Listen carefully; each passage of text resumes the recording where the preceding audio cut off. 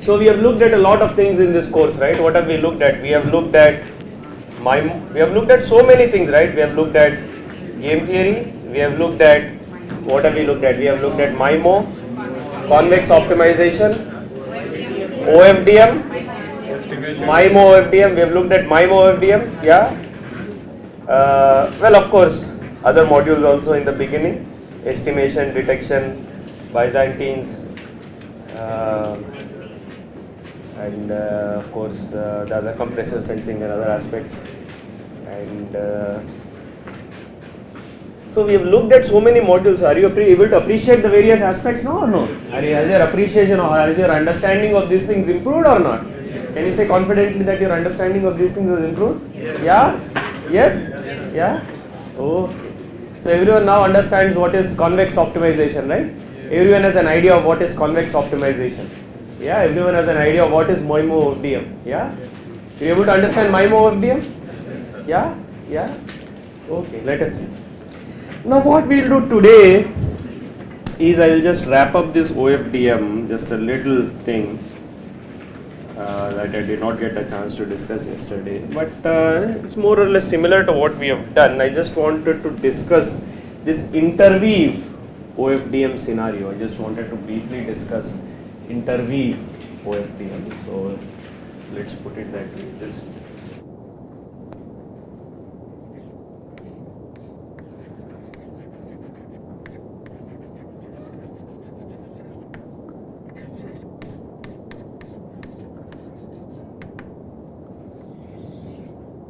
we want to discuss this interweave OFDM scenario, correct? What do we mean by an interweave OFDM scenario? We have already seen, right, that there are different bands: primary user, secondary user, primary user, secondary user. Right? So let us consider a simple OFDM scenario. Let's say we have, again, let's say we have this primary user and with K subcarriers. Very simple scenario. This is the secondary user with K subcarriers. Okay. This is the primary user. I want to consider a simple scenario where we want to transmit to the. अच्छा ये mic लाई वो दूसरा वाला mic कहाँ hand mic. So we want to consider a very simple scenario where we are maximizing the rate of the secondary users while restricting the interference to the primary user. Okay. So what we are considering is we are considering a scenario with what are we considering? We are considering a simple scenario with K OFDM scenario, correct? K subcarriers for the secondary, K subcarriers for the secondary user, right? We are considering one primary user band. You can extend it, right? You can extend it to multiple primary user bands, multiple secondary users, and so on. Okay, it's not very difficult to extend it to multiple secondary users and single primary user. Okay. Now what we have to do, or what we are going to do rather, is basically let us consider. See, we know in OFDM we have the multiple subcarriers, right? So let's say this is the transmitter and this is the receiver. Now let us say this direct channel gain between the subcarriers, this is given as H1,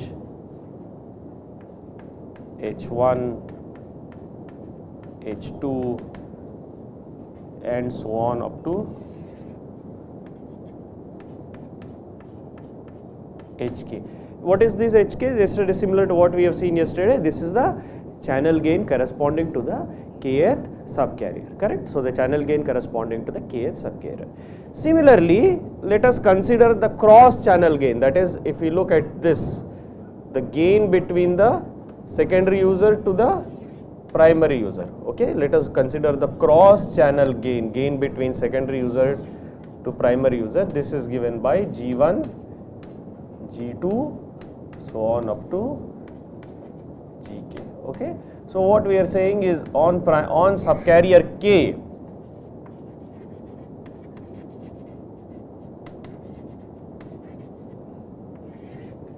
Hk is the channel gain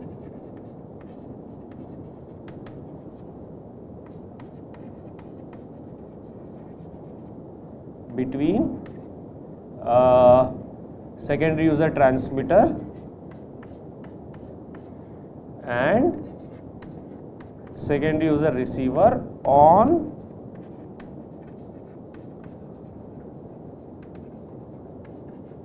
subcarrier K. Okay. Similarly, we can say Gk is the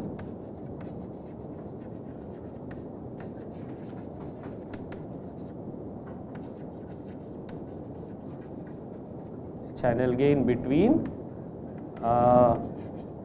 secondary user transmitter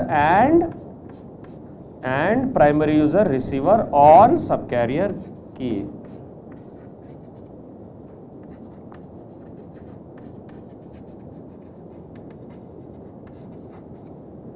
Okay. And then what can we do? We can do the following thing. Let us assume again that P1, P2, Pk. So let us say Pk, this is the power on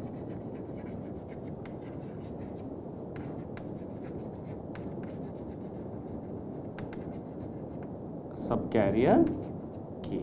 Okay. So now what we have to find? We have to find what is the optimal power, P1, P2, Pk. Okay. So what do we have? We have Hk, or Hk is basically the channel gain on subcarrier K between the primary user transmitter and primary user receiver. But there is also interference, right? Because the transmission will also cause interference, correct? So let us say G1 is the channel gain. This is the cross channel gain, correct? This is the, you can say this is the cross channel gain between the primary user transmitter and the secondary user receiver. Okay. And we can also introduce the same thing that we looked at in the cancellation subcarriers, that is basically the interference factor because of the pulse shaping of the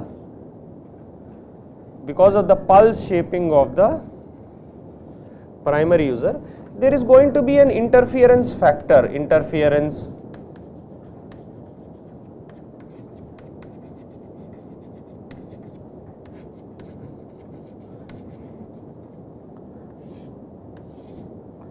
there is going to be a, because of this pulse shaping factor, there is going to be a, because of the sync pulse in the frequency domain, there is going to be a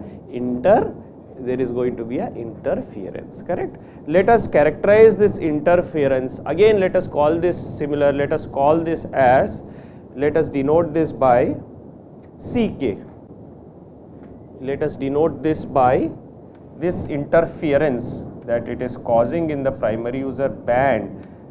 Let us denote this by Ck. Okay, so this interference power, let us denote this by Ck. Now what will happen? Now when you increase the power Pk on subcarrier K, what will happen? It will increase the received power, or it will increase the rate on subcarrier K for the primary user, but it will also cause more interference to the secondary user. It will also so it will increase the rate for the secondary user, but it will also cause more interference to the primary user. So therefore we have to choose the various powers optimally so as to maximize the rate while not exceed the interference threshold or the interference limit at the primary user. Okay, this is the philosophy of interweave cognitive radio. What do we mean by interweave? In interweave, what happens in interweave? In interweave, the different bands are interweaved. The different bands are interweaved. The different bands are interweaved. Interweave means primary user, secondary user, primary user, secondary user, primary user, secondary user, and so on. So the different bands are interweaved. So first you have primary user band, then secondary user band, and so on. Now primary user causes interference to the secondary user. This interference has to be limited. So typically what we have, we mention an interference threshold. This is denoted by ITH. So we have an interference threshold. So we have a what is known as an interference threshold.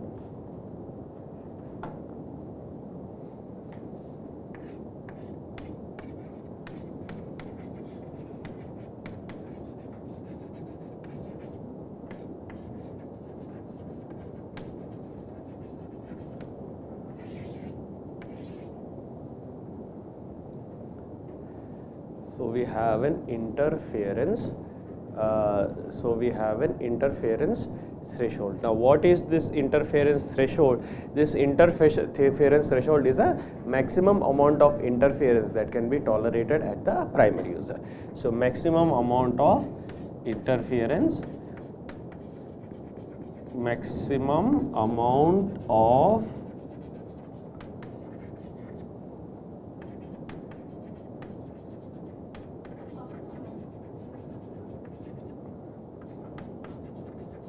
that can be tolerated. What is that? Yeah, power tolerated, because voltage does not make any sense, right?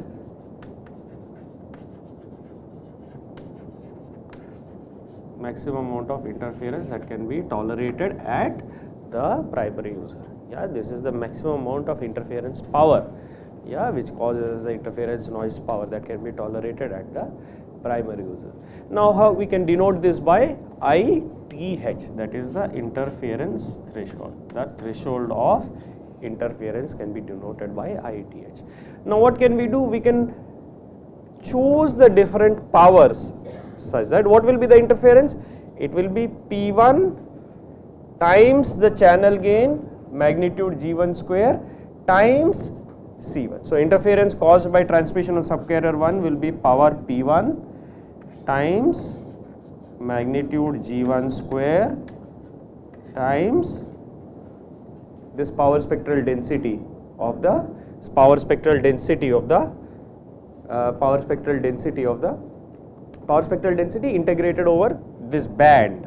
Yeah? Power spectral density of the pulse shape integrated over this band of the primary user. So P1 magnitude G1 square times C1 plus P2 magnitude G2 square C2 plus so on up to Pk magnitude Gk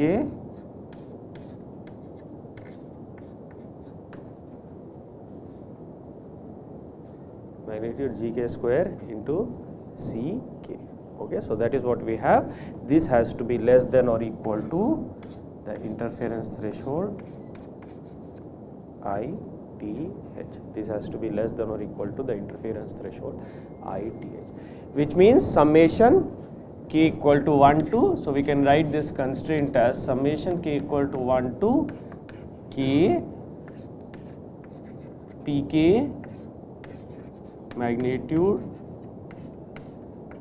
Gk square times Ck less than or equal to, should be less than or equal to ITH. And this is also, what kind of a constraint is this, by the way? What kind of, we can say this is a, what kind of a constraint? Convex. Why is this a convex constraint? Why is this a convex constraint? Who can tell me what kind of constraint is it? This is a linear. Why is this a linear constraint? Because it is a summation of powers, correct? So this is a linear constraint. Yeah, yes or no? This is a linear constraint. This is a linear, we can say this is a linear constraint.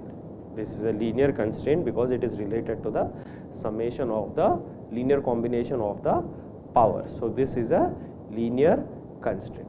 Now what is the rate? We know what is the sum rate. what is the sum rate? Sum rate is log of log to the base 2 1 plus pk times, what is the sum rate? Sum rate. Who can tell me what is the sum rate? The rate of the primary. Pk times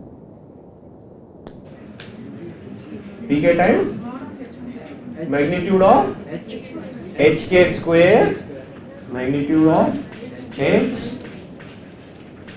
square divided by what? Divided by which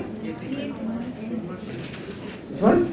Divided by n sigma square. We can say n sigma square, but here we can also add on each subcarrier, we can also add the interference power that is caused by the primary user transmission. So let's say primary user transmission causes interference power. So this is n times sigma square plus on each subband k, if primary user interference causes, let's say, interference. So what is this? Rho k. Rho k is the interference power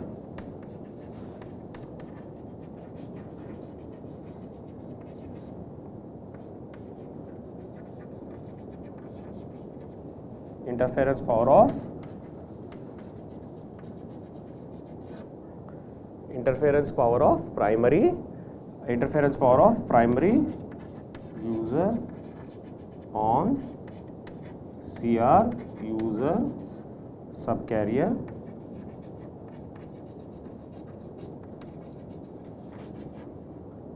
on subcarrier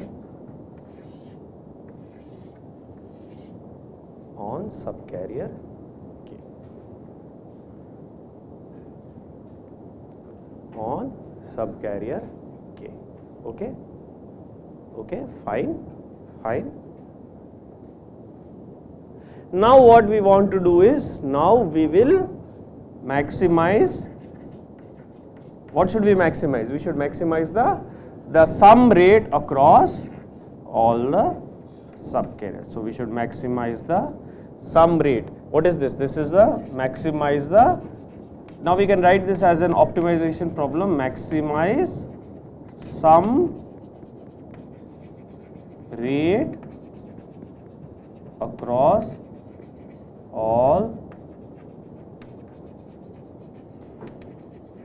subcarriers. We can call this as a sum rate maximization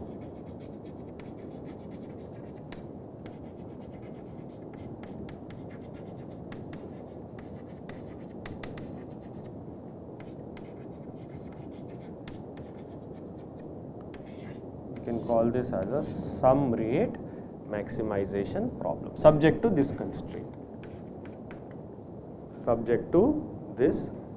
We can maximize the sum rate of the subcarriers subject to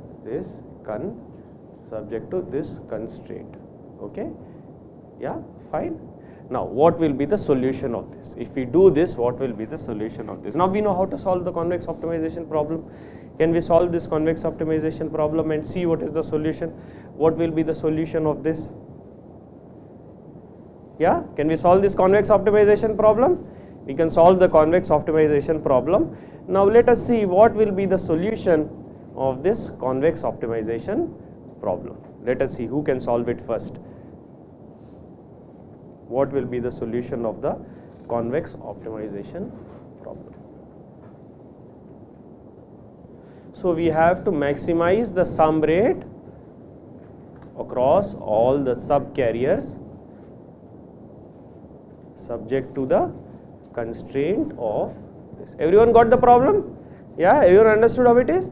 We have to limit the interference caused to the primary user, that is given by the interference threshold ITH. At the same time we have to make sure that the primary, so subject to the interference threshold, we We have to make sure that the primary user rate is max.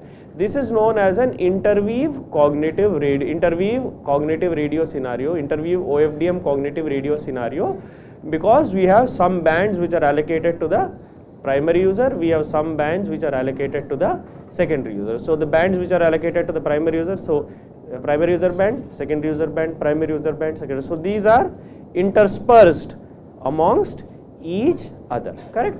So this is known as interweave cognitive radio, right, or interweave OFDM cognitive radio, okay, correct?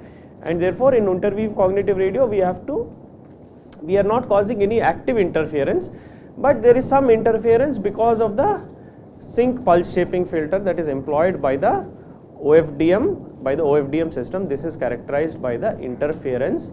This is characterized by the interference factor. Okay, this is characterized by the interference factor. This is characterized by the interference factor. Okay, so this is characterized by the interference factor. Yeah. Now, if we solve this optimization problem, what will we get?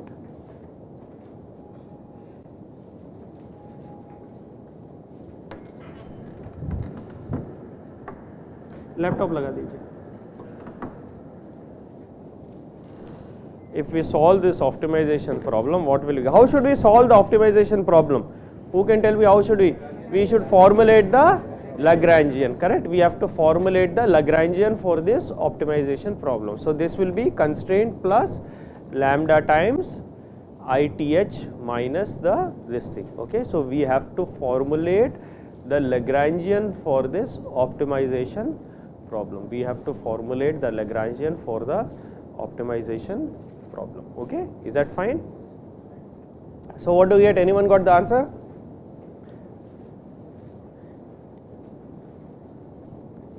No, no one got the answer so far. 1 by lambda minus I don't know what the answer is. Tell me, someone tell me. 1 by lambda minus n sigma square plus rho k. Okay, very good. Divided n sigma square minus n sigma square plus rho k divided by pk mod hk square. No, that will not be correct. That will not be correct. No, that will not be correct. Because what happened to gk then? What happened to gk? What happened to ck? Yeah, what happened to gk? What happened to ck?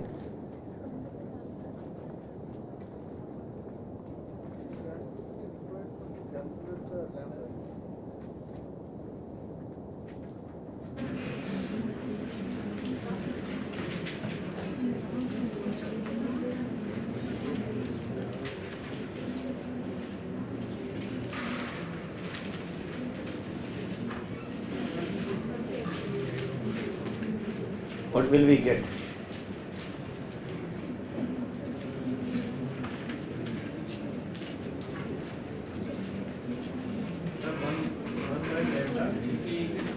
One by lambda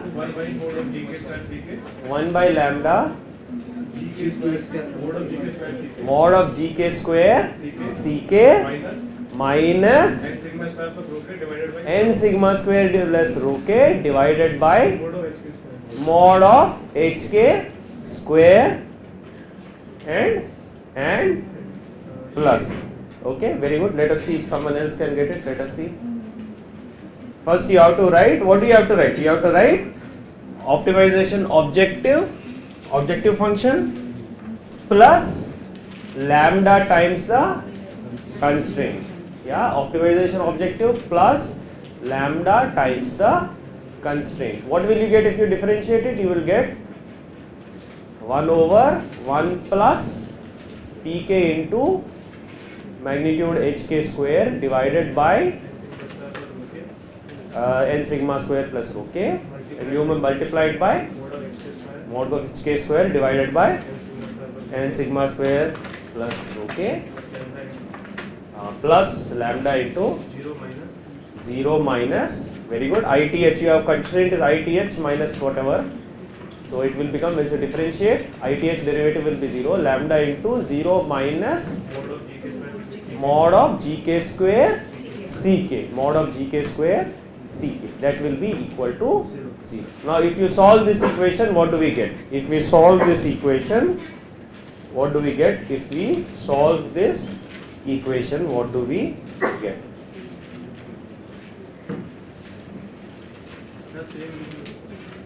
What do we get if we solve this equation? What do we get if we solve this equation? If we solve this equation, now everyone can solve this equation, what do we get?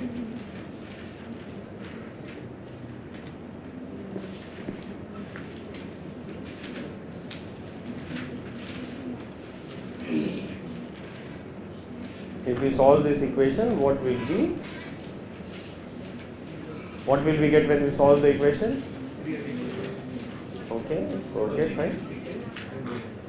Okay, fine. Let someone else solve. If we solve the equation, what are we going to get when we solve the? If you solve this, what do you get? 1 by lambda into magnitude gk square ck minus n sigma square rho plus rho k divided by magnitude h square square. What did you get? 1 by lambda magnitude gk square ck. So what do we get? What have you got? You are not able to solve this thing. If you differentiate this, see what you will get. Differentiate this with respect to pk. Differentiate it, see what you will get. Differentiate this with respect to pk, see what will you get. Are you able to solve this thing? Are you able to solve that? If you differentiate it, have you written the optimization objective plus the constraint plus lambda, write the optimization objective plus lambda times the constraint, ITH minus constraint. Are you able to get it? What is your optimization objective? Optimization objective plus lambda times this thing. Now if you differentiate it, what have you got? You got this thing. Now if you solve this thing, what are you going to get? Are you able to get it? Where is your optimization objective plus lambda? This is optimization objective plus lambda times constraint. So you are getting pk equals, yeah, this is correct. What have you got? Optimization objective plus lambda times constraint. This thing, but no, but where is ITH? You have to have not, the summation has to be there, na? So what happened now? Where is the solution? Acha, you are arriving at the solution. Okay, how about you? You are able to get it? Where is this 1 by this thing times 1 over this thing plus lambda times 1. Okay. Now you got the solution. Now write it. Okay, very good. You are able to get it. What is your optimization problem? Lambda plus lambda times this thing. Now you have differentiated this magnitude hk square n sigma square plus rho into this thing. Correct. Now if you solve for this thing, what will you get? Solve for pk, what will you get? You are able to solve this thing. Now if you solve it, have you solved for pk? Now you are differentiated with respect to pk. What is the expression for pk? What is the solve for that expression? You are able to solve for that? Yeah, lambda times this thing 1 by pk differentiate 1 by pk plus. Okay, solve for it. What are you going to get? You are able to get it? You are able to get it? Yeah. You are able to get it? Once you differentiate it, what did you get? Once you differentiate it, what did you get it? pk equals differentiating this. Need to be solved. You are not solving. Okay, very good. Let us see. What did you get? Once you differentiate it, 1 divided by magnitude gk square ck minus. 1 divided n sigma square. Where is rho k? Rho k is missing. No. How will rho k come into the denominator? Rho k has to be numerator. No? Solve it again correctly. You are able to write the optimization objective? 1 plus rho, this thing, lambda times this thing. this thing once you differentiate it. Ranjanji, you have written optimization objective plus lambda time constraint. Where is ITH? ITH has to be there, no? Mira, what happened to ITH? ITH minus this thing, right? Yeah? You are able to write the optimization of what is the solution that you got? That is correct, correct. How about you? You already got it. Correct. You are able to get it, correct. You are able to get it, correct. 1 by lambda minus 1 by lambda. How about you? Yeah, you got it, correct. How about you? You are able to get it? You are able to write this thing, optimization objective? Optimization objective, right? Optimization objective plus lambda times the constraint, lambda times 1 by lambda. Now you are having 1 by lambda times this thing. You are able to get it? Whatever it is, you can use anything. But now differentiate it. Now if you differentiate it, what are you going to get? Formula for differentiation. ITH minus this one. If you differentiate it, what will you get? With respect to pk, ITH minus this thing. Different. If you differentiate it, what will you get? You got it? You are able to get it? Which one? Yeah, you have to solve for pk. If you differentiate it, where is your constraint? Constraint plus lambda times this one. Now if you differentiate it with respect to pk, what are you getting? Magnitude hk square divided this. Then if you differentiate this also, you have to differentiate with respect to pk, no? With pk. No, you are not differentiated correctly. Yeah, whatever it is, it does not matter. You have not differentiated it correctly. If you differentiate it with respect to pk, what will you get? You have to find the value of 1 by lambda or lambda. No, lambda 1 by lambda you don't need to find. Just find pi in terms of 1 by lambda. You are able to formulate the optimization problem. You are able to formulate the optimization problem. This plus the constraint. You have to write the constraint, right? This plus ITH minus this thing. Differentiate it and then see what are you going to get. Let us see what are we getting. 1 by lambda minus. Achha, no, not 1 by lambda minus this. 1 by lambda minus. You have to get something that looks like this. Okay, try to see. Pi cannot Pik. Here we have only Pk. What is your name? Sorry, I forgot you. Amar, you are able to formulate the problem? Yeah, you are able to formulate this thing. Now if you have to take sum rate. Now differentiate this with respect to this. See what you are able to formulate it? Log plus lambda into ITH minus this thing. Yeah, Santosh ji. What is the solution? Santosh, you are not able to solve the problem. Why? What is the problem? Tell me, what is the problem? This you have written correctly. Here there is sum, so here is sum is missing, sum rate. Now if you differentiate with respect to pk, what will you differentiate this? 1 over this quantity times this magnitude hk square divided by, right? Magnitude hk square divided by n sigma square plus rho. Okay? Plus lambda times. If you differentiate ITH, this will be 0 minus. If you differentiate pk, no, sum will go. Differentiate with respect to only pk. So that will be magnitude gk square into c. Okay? Now if you solve this, set it equal to 0. Now solve this for pk. Equal to 0. Here there will be a term, write this term 1 plus 0. Because only one pk will survive. If you differentiate with respect to p1, only p1 will be there. If you differentiate with respect to p2, only g2 this thing will be there. If you differentiate with respect to p3, only g3 square. So with respect to, similar to power constraint, right? Which p you differentiate with respect to them, only that term will survive in the summation something. Yeah? Yeah, you got it? This divided by minus this. Now solve for this. How about you? You are able to get it? What is the problem? Lambda into this one. What are you getting? Very good. Now what do you got?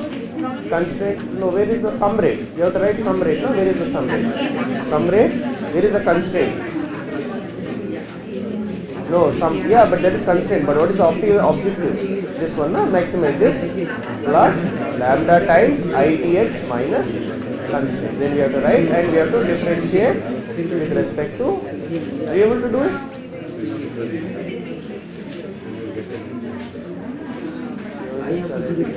Slightly it is not exactly correct. Yeah, objective plus lambda. What is the objective function? Yeah, objective function plus lambda times. Right, the objective function plus lambda times. Objective will have a summation, right? What happened? No book. What are you copying? Why copying? No, I am joking. Huh? Sum will be there or sum will not be there? Then why are you putting the sum? What are you putting? Now you got the solution? What is the solution? 1 by lambda into, I am not sure, but I don't think this looks like the solution. Solve it again.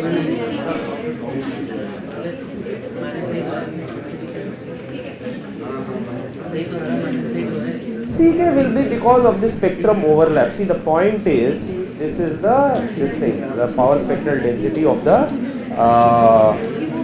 pulse function. Whatever it is, this will be the interference factor. That will be multiplied by the power of the channel gain. So it will depend on two things. One is the channel gain between this band and this, and also the interference factor. So is everyone able to solve or not solve? Now solve. How many are able to solve the problem? How many are able to solve the problem? How many are able to solve? Oh, less than 50%. What happened? Where are you stuck? What is the confusion?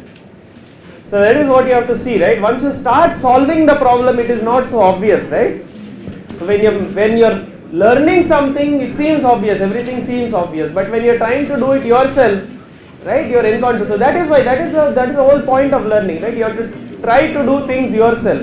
If you don't try to do things yourself, if you don't accomplish things yourself, then the learning will be incomplete, right?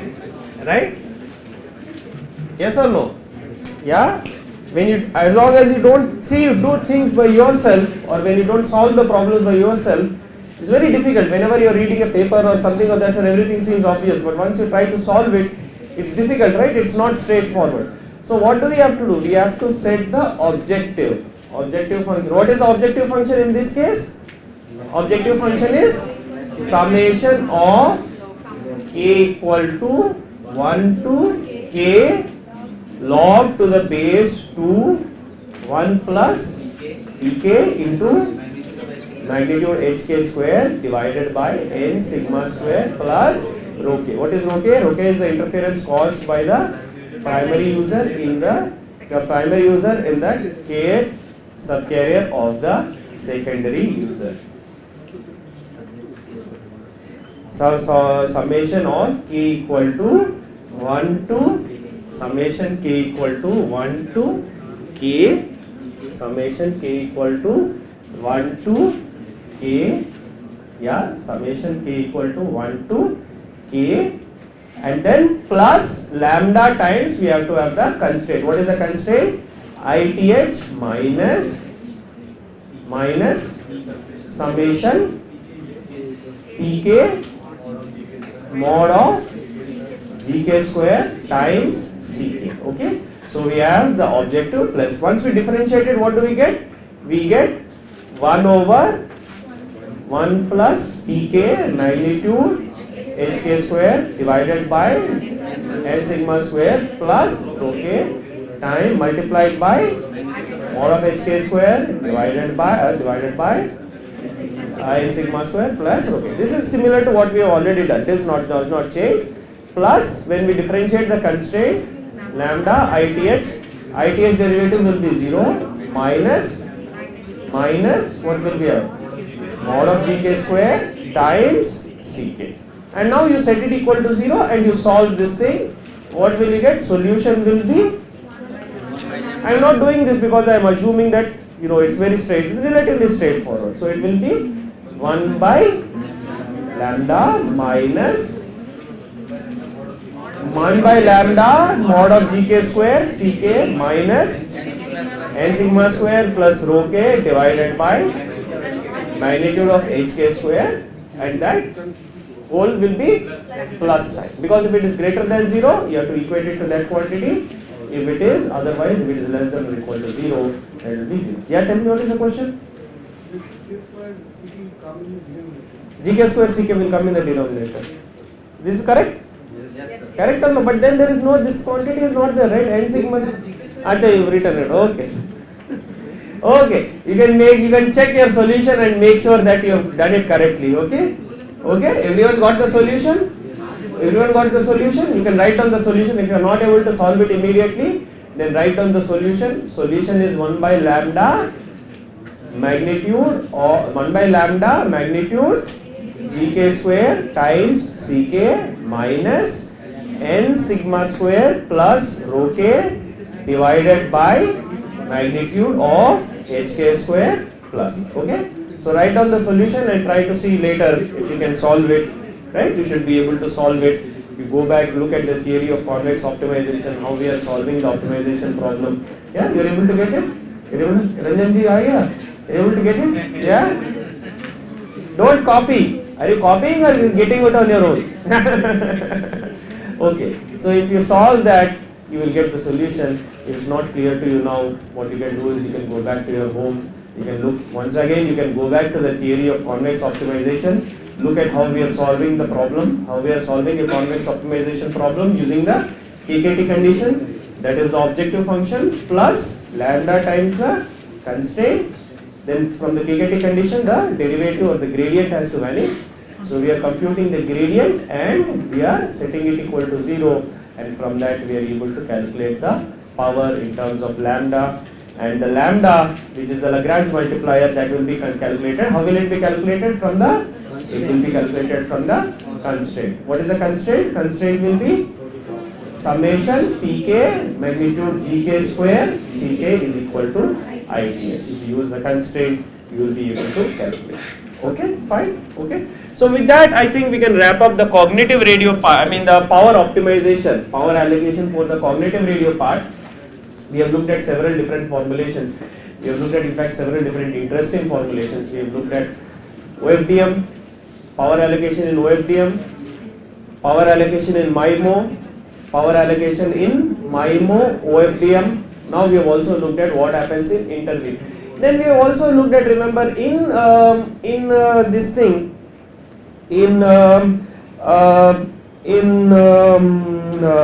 for instance, MIMO, we looked at how to set the interference power equal to 0. How to set the interference power to the primary user to 0. You can convert, now you can basically you can extend that to MIMO OFDM. You can do it on every subcarrier, right? In every subcarrier you have flat fading channel between MIMO secondary user, primary user receiver, secondary user receiver. We can set the interference to 0 at the primary user receiver, and then we can maximize the sum rate across of the secondary user, and then we can sum across all the subcarriers to maximize the sum rate across the users and the subcarriers. Now I think since the occasion has arisen, I think I just want to refer you to a paper, one of my papers. I think I rarely refer, but just maybe some publicity cannot hurt, right? Little publicity. Yeah. No, normally I do not refer to my papers, but I'll just point to one paper because it's particularly interesting and I think it is very useful. This is, if you go to my website, just give some publicity or anything, but if you go to this paper, transceiver optimization for cognitive underlay overlay networks. This is an interesting paper. I'm saying this not just because I want to give publicity to my work or something of that sort. And now what we'll see is how do all these things, come together to enable this ecosystem of cognitive radio. How to make, the cognitive radio aspect possible or something of that sort. And of course, see, cognitive radio is a very, very vast area, right? Very vast area. Depending on what aspect you're looking at, depending on which thing you're looking at, you're looking at game theory, you're looking at malicious users, you're looking at coding for cognitive radio, looking interwave, underlay, overlay. I mean, it's a vast area, right? So, I mean, there is only so much that is possible to cover, but I hope all of you have a better idea about cognitive radio now than when you probably started. Is that okay, Ranjanji? At least it should not be worse. If you come here and forgotten something about cognitive radio, then that will be worse. Okay, so we'll just go through some high level aspects of cognitive radio, in particular OFDM and its relevance in cognitive radio, and later we'll look at this optimization. I'm going to talk about the design of the cognitive engine, the cognitive, what you might call the machine learning or pattern recognition aspect of or the cognitive engine, the decision making process in cognitive radio. How can you do that? And some of those aspects, and then we will sort of wrap up, at least from my part. Of course, in the afternoon there is the OFDM tutorial is still there.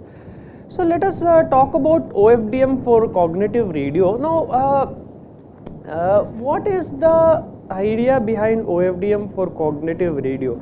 Now you see, of course, cognitive radio is all about utilizing spectrum towards improving spectrum utilization, the efficiency of spectral utilization, utilizing of new spectral bands to improve the efficiency of spectrum utilization.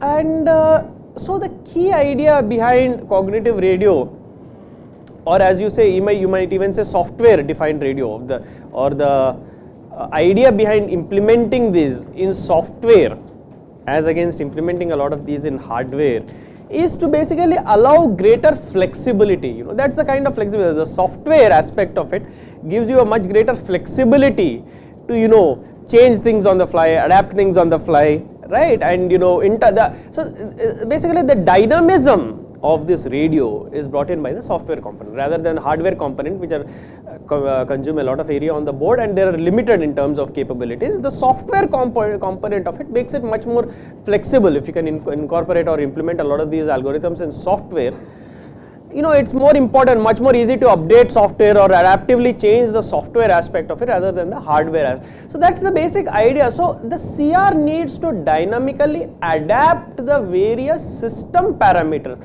that is the transmission parameters, the reception parameters, etc. And it has to have the ability of interoperability to work across several networks, devices and protocols. Now my idea is not to look at this at a very broad perspective, but I'm going to tell you why is it that OFDM is very suitable for this context rather than some other physical layers. Why is that OFDM is better suited for cognitive radio and better suited especially for a software defined radio kind of for an SDR kind of an implementation, rather implementation in software compared to many other things. For instance, OFDM, of course we have seen OFDM, it is orthogonal frequency division multiplexing. It is widely used, it is a widely used broadband wireless communication standard. When I say widely used, you must all be familiar. OFDM is used in, for instance, LTE, it is used in WiMAX, it is used in 802.11, no, not B but 802.11 A, G, 802.11 N, AC, so a lot of Bluetooth. Yeah, Bluetooth will be based on OFDM, I think future generation of Bluetooth. So there are many standards, right, a large number of standards, which are, for instance, the DAB, DV, audio broadcast, video broadcast, all these are based on OFDM. So large number of standards and so on, which are basically based on OFDM. So it is a widely used broadband wireless communication standard. OFDM parameters are dynamically scalable. Now OFDM parameters are I will come to this, but one thing that you have to understand is that in OFDM, large number of parameters, for instance, we have seen some application of that, the power. Let us take a simple look at the power. We can scale the powers of the different subcarriers, subcarrier by subcarrier. We can scale the parameter. Scale the parameter means power allocation across subcarriers can be changed so as to minimize the interference, reduce the interference to 0. So OFDM has a large number. The other parameter is, for instance, size of the FFT or number of subcarriers. These can be, remember we said how to change the number of subcarriers. What is number of subcarriers? Number of subcarriers is N. What is N? N is the size of the FFT. So basically if you do 512 FFT, it becomes 512 subcarriers. If you do 1024 FFT, it becomes 1024. So it can be scaled, the number of subcarriers can be increased or decreased very seamlessly. That is what, basically depending on the size of the FFT. right? You don't need to adjust the knot, you don't need large number of modulators, large number of demodulators, large RF complexity. So the various parameters, what I'm saying, the various parameters are adaptable, are much more dynamically adaptable in an OFDM, dynamically scalable with little or no complexity. That is meant by this, right? And we have already seen this aspect. OFDM is a wireless physical layer scheme, right, for broadband wireless communication. Why is it suitable for broadband wireless communication, OFDM? Again, we talked about that yesterday, we motivated that because as the bandwidth increases, data rate increases, symbol time decreases, right? Intersymbol interference increases, severity of intersymbol interference increases, right? So if you go to a broadband wireless communication system, intersymbol interference becomes a very challenging problem. That is why we need something that is low complexity, at the same time removes the effect of intersymbol interference. That is where OFDM comes in. We have seen the principle, that is high data rate stream is split into multiple lower rate streams which are transmitted on different subcarriers. That is what we said, right? High rate stream, single carrier, rate B, right? Remember we said corresponding to bandwidth, that is split into how many streams? It is split into n streams, each of rate B by n. Symbol time is n by B, rate is B by n. Yeah, and therefore net rate becomes n into B by n, which is same B, which is constant. Yeah, you understand that? So high data rate stream is split into multiple lower rate streams transmitted across the different subcarriers. And the symbol level ISI, remember we said, is removed using the cyclic prefix, right? Using the cyclic prefix, the linear convolution converted circular convolution becomes flat fading channel across each subcarrier. What is equalizer? Simply take the channel coefficient HK, divide YK equal to HK XK plus NK, divide YK by HK, that itself is an equalizer. This is known as a single tap channel equalizer. Again, some of you might be familiar with equalization, some of you might not be so familiar. If you are interested in more details about equalization, you can look at my video lectures on estimation theory and MMSE estimation, maximum likelihood estimation, where we cover the concept of equalization in detail. That is, what is a zero forcing equalizer, what is an MMSE equalizer, minimum mean squared error equalizer, and so on. But roughly you can remember that if the number of channel taps is 2 or more, then you have to do some matrix inversion or something of that sort. But here in OFDM, we have only single tap, YK equal to HK, XK plus NK. So you can simply divide by HK. That is a very simple, it is also known as a one tap equalizer. That is basically, if you look at several papers, they will simply say OFDM equalization is very simple, you can use only a single tap equalizer. It has very low complexity due to the IFFT FFT implementation. That is the other thing we talked about in OFDM. OFDM is a very low complexity because the transmitter basically performs the IFFT. What is the complexity of IFFT? N log N. What is the complexity of FFT? N log N. So these are very low complexity operations. These can be implemented very efficiently. So OFDM is based on IFFT, FFT operations, and therefore it has a very low complexity. Not only that, as I pointed out to you before, it is scalable. Basically, the size of the IFFT, FFT can be dynamically changed. You can change from 512, 1024, 2048. From 512, you can reduce to 256, to 128. Very simple. By changing the size of the FFT, just simply by changing the size of the FFT, you are able to change the number of subcarriers. You are not changing anything significant, not changing the number of carriers, not changing the modulators, not changing just by changing the size of the FFT. Okay, yeah.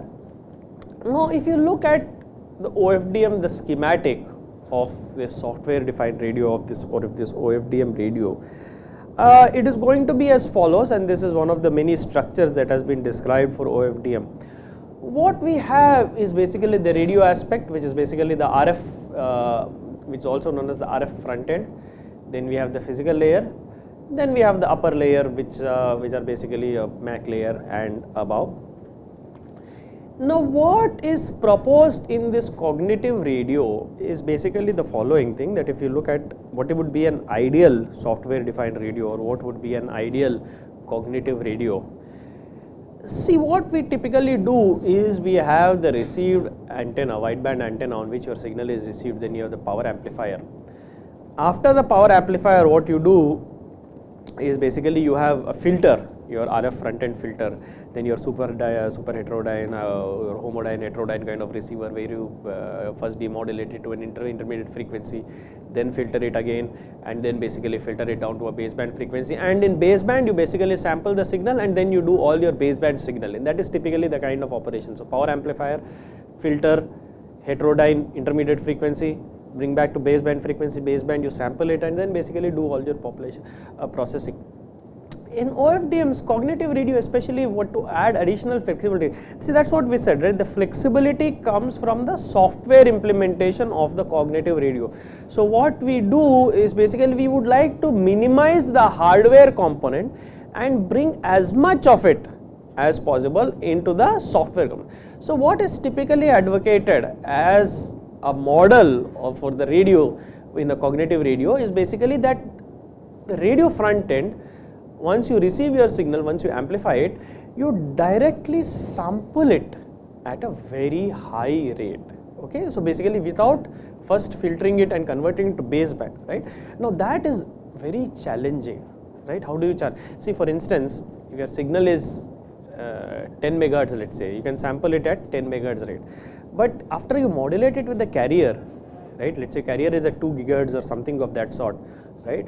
Without filtering, without bringing it to the baseband, if you have to sample it, your sampling frequency will become, if the carrier frequency is 2 gigahertz, sampling frequency will become twice the carrier frequency, 4 gigahertz. It's a very, very high sampling rate, right? That is the challenge. The challenge to implement the radio, the entire radio, except the RF front end, except, the signal. I mean, the antenna cannot be implemented in software, right? That part we cannot implement in software, right? You have to still have an antenna to receive the signal, right? So that part cannot be implemented in software, or at least right now it cannot be implemented in software, right? So that part will still be there, the antenna and the power amplifier. You have the antenna and you have the power amplifier, right? After the power amplifier, what does the software defined radio incorporate? The ideal software defined radio will have to sample it at, if you want to implement everything else in software, all the operations including the digital RF, that is typically we have a baseband, digital baseband, but if you want to make the entire RF digital, then you have to sample it at a very, very high rate. You have to sample it at, for instance, 2 gigahertz is your carrier frequency. You have to basically sample it at twice the equivalent 4 gigahertz. That is one of the main requirements of a software defined radio, or cognitive radio. As a software defined radio again is a very different. Now software defined radio and cognitive radio, these are two separate things. Software defined radio is implementing the different radios in software. Cognitive radio is basically a system which basically adapts itself to the environment, right? Cognitive radio and software defined radio means something that is able to adapt itself to the environment using largely a structure that is defined in software. And software defined radio is ideally suited for cognitive radio because it is able to adapt much better using software rather than using hardware. If you have to change hardware components, or if you have to change, because hardware components, one is they have very little flexibility. Now what is the idea of using hardware? Why do we have hardware at all in radio? Why do we have hardware? Can someone tell me why? What is the trade-off of using hardware versus software? Speed is much faster. If you have, for instance, like an FFT operation that has to be done using an FFT processor, if you do it in software versus if you do it in hardware is much faster. If you have a decoder, like a trellis decoder, Viterbi decoder, if you are able to do it, or in fact in CDMA, for instance, if you are doing the correlation with the PN sequences, doing it on hardware, that is dedicated hardware, which we call as ASICs, that is application specific integrated circuit, application specific, so much faster than doing it. So that is a trade-off. Software is very flexible, but it can be much slower. Correct? It can be much slower, and software is also susceptible to corruption at a greater level, right? Software, errors in software or malware or whatever it is, there are many kinds of software, the viruses, the malware, it is much more, that is the aspect that we have not talked about yet. I mean, the software, the corruption of the software, the viruses, the malware. I mean, of course, that's an entirely different field. I mean, I'm sure people who focus on software will be able to tell you more about that.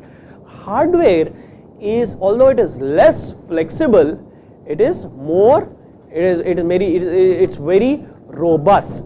Yeah, it's extremely robust. So one has to keep that in mind. followed by the digital RF, IFFT, serial to parallel FEC. Of course, this is during the transmission, that's what we said, serial to parallel, IFFT, digital RF, upconvert, digitally, digital to analog, power amplifier, antenna, low noise amplifier, analog to digital, high rate analog to digital, digital RF, again FFT. You have to at the receiver you also have to do some channel estimation. Remember, we have to equalize by HK, YK divided by HK, which means we also have to estimate the channel coefficient HK, right? That is also needed. Sometimes we have to feedback that HK. Remember, we have to do optimal power allocation. Optimal power allocation means we need the knowledge of the channel coefficient HK, so we have to feedback the HK. So there are various channel. We have not looked at these other aspects. These are more related to again the signal processing aspect of wireless communication. Again, if you are interested, I would urge you to again please look at the course on maximum likelihood estimation, MMSC estimation that I have online, which talk in detail about how to estimate the channel for multi-antenna system, MIMO system, OFDM system and so on, how to do the channel estimation, and basically what is the concept of channel estimation error, what impact the channel estimation error will have on the bit rate and so on, and all these aspects you can look at. In fact, all these are very interesting aspects that if you were looking for research problems, channel estimation error, what is the impact on bit rate, how does the cognitive radio performance affected by channel estimation, how is it affected by bit rate and so on. All these are interesting aspects. You can take a look at them. FEC, forward error correction, demapping.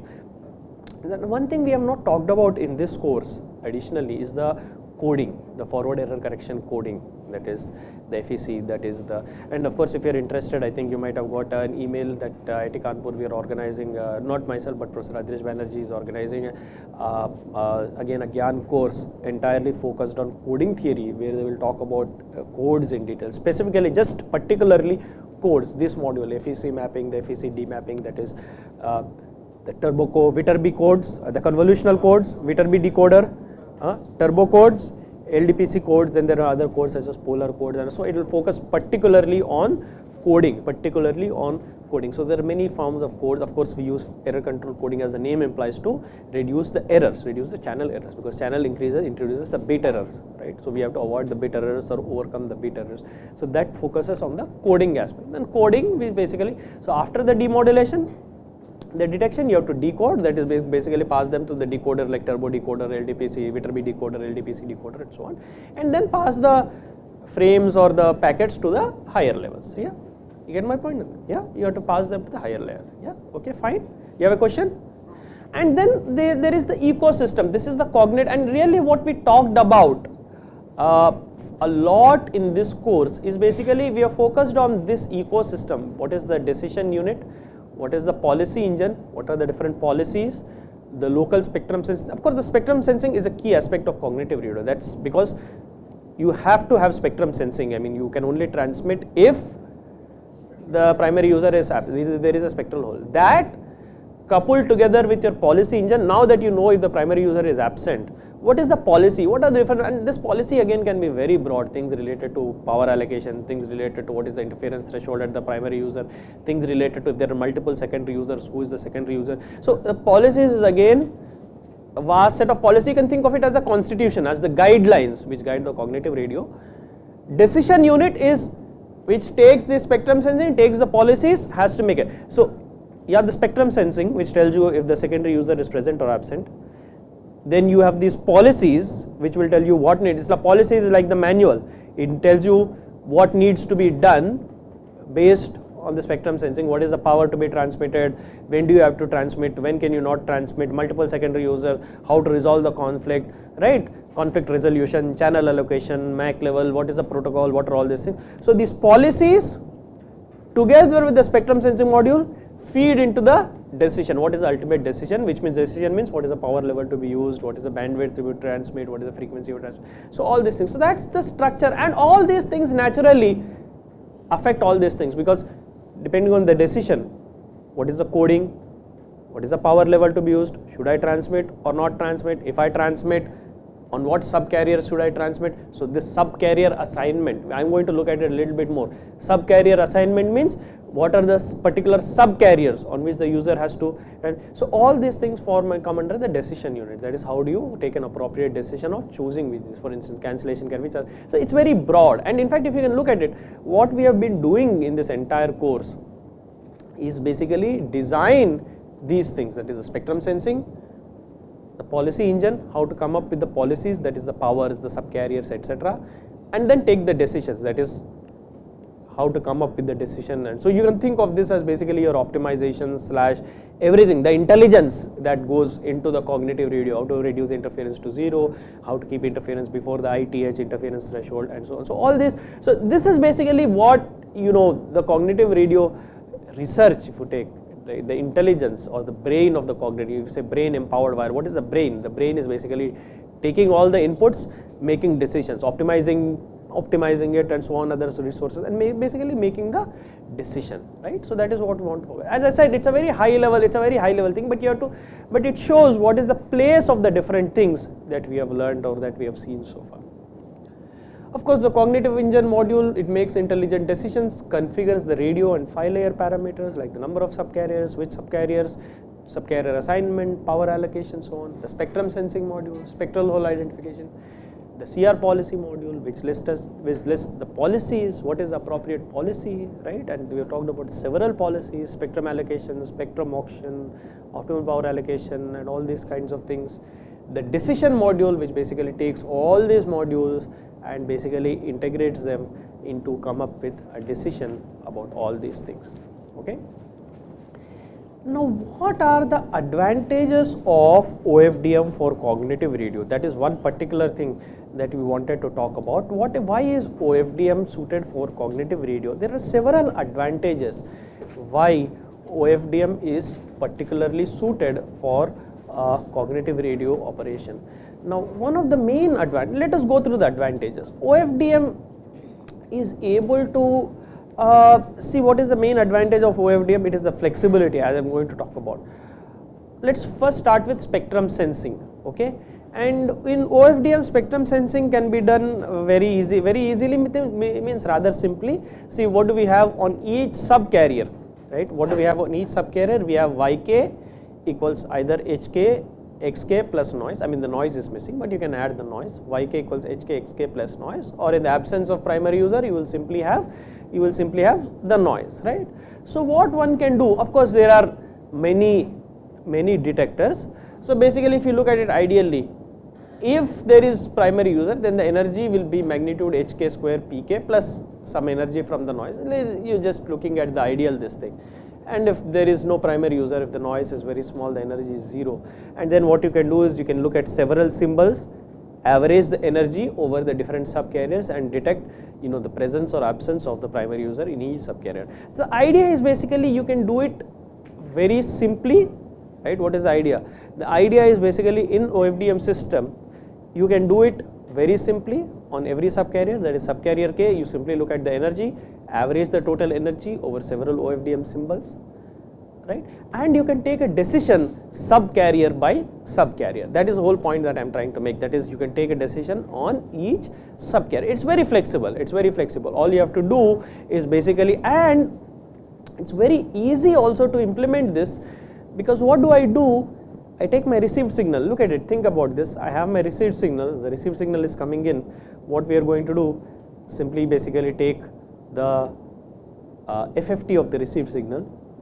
That will directly yield you the received signal across the different subcarriers. Simply measure the energy in each subcarrier. That's what it is, spectrum sensing. If you look at the most basic algorithm, right, some people are, I think some people have implemented this on USRPs or things, or maybe if you have some these things, or that is the simplest algorithm to implement. What you do is basically you get the signal, you take the IFFT, which is a very simple operation, can be incorporated on with very least complexity, measure the energy. You average the energy on each subcarrier, and based on averaging the energy, either declare the presence of primary user or declare the absence of primary user. The simple energy detector can be implemented very easily because it's combined with the OFDM aspect of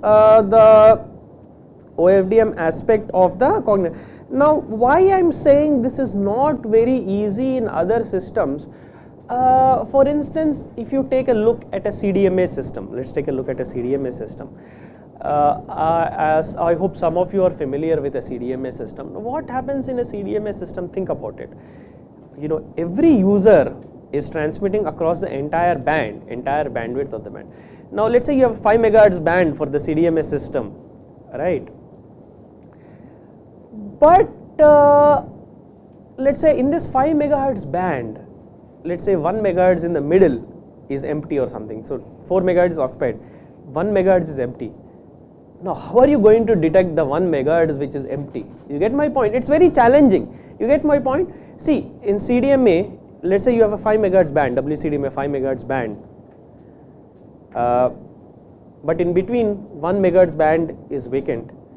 Now how do you detect if this specific 1 megahertz band is empty, and more importantly, how do you transmit in this 1 megahertz band, because CDMA requires the entire bandwidth, the 5 megahertz band. So either you require the entire 5 megahertz band to be used, or you basically, even if 1 megahertz is vacant, you cannot really transmit using CDMA. You get my point? Because CDMA is a broadband. CDMA. Now OFDM, something interesting happens. Just hang on to this thought. I will come to OFDM and I will show you.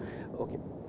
The main advantage, this is the main advantage of OFDM, which is termed as spectral shaping. Spectral shaping is one particular interesting feature of OFDM. What is spectral shaping? Spectral shaping is basically designing the transmit spectrum so as to match the available vacant spectral band. That is, you shape the spectrum of your transmission so as to match the available vacant bands. Now, as I gave you an example, in CDMA, for instance, you have 5 megahertz, but 1 megahertz is vacant. You cannot really shape the CDMA spectrum to sort of match this requirement, because CDMA is a broadband technology. It requires it's spread spectrum technology. It requires the entire spectrum. But what happens in OFDM? In OFDM, if you can, let us take a look at this example. Let us observe it a little more closely. See, in OFDM, these are the different subcarriers that I have, right? Now, if someone tells me that this bandwidth is vacant, then I can simply turn off the subcarriers in that bandwidth. How can I simply turn off the subcarriers? Remember, yesterday we talked about loading the subcarriers, right? If you load the subcarrier XK is on subcarrier at center frequency. What is the center frequency? Center frequency is B by N. Bandwidth is also, center frequency is K times B by N. Bandwidth is B by N. Okay, you get my point? So let's go back to our example, right? Bandwidth is 10 megahertz. Yeah, 10 megahertz bandwidth. N is 1000, let's say. To keep it simple, let us approximately say N is 1000. 1000 subcarriers. What is the bandwidth of each subcarrier? Bandwidth of each subcarrier is 10 megahertz divided by 1000. That will be 10 kilohertz, right? So if, let's say, you know, in 10 megahertz, 1 megahertz bandwidth is free somewhere. 1 megahertz means how many subcarriers will be there? Each subcarrier is 10 kilohertz. So it means it will be 100 subcarriers. So you can use only that 100 subcarriers. Rest all subcarriers you can set to 0. Set to 0 means the symbol loaded on that subcarrier will be 0. You get my point? You are able to understand it, you are able to appreciate it. That way, in OFDM, you can adaptively shape the spectrum. You can shape the spectrum of the secondary user so as to suit or so as to adaptively fit the available spectrum opportunities or spectral. This thing cannot be done in CDMA, it cannot be done in narrowband technologies. Yeah, so OFDM, what it helps, because of the nature of the subcarriers, because each subcarriers have a small bandwidth, right? So by enabling and disabling a particular set of subcarriers, the transmit spectrum can be adaptively shaped to fit the desired spectral mask. This is the spectral mask. What is the spectral mask? Let's say we have 1 megahertz.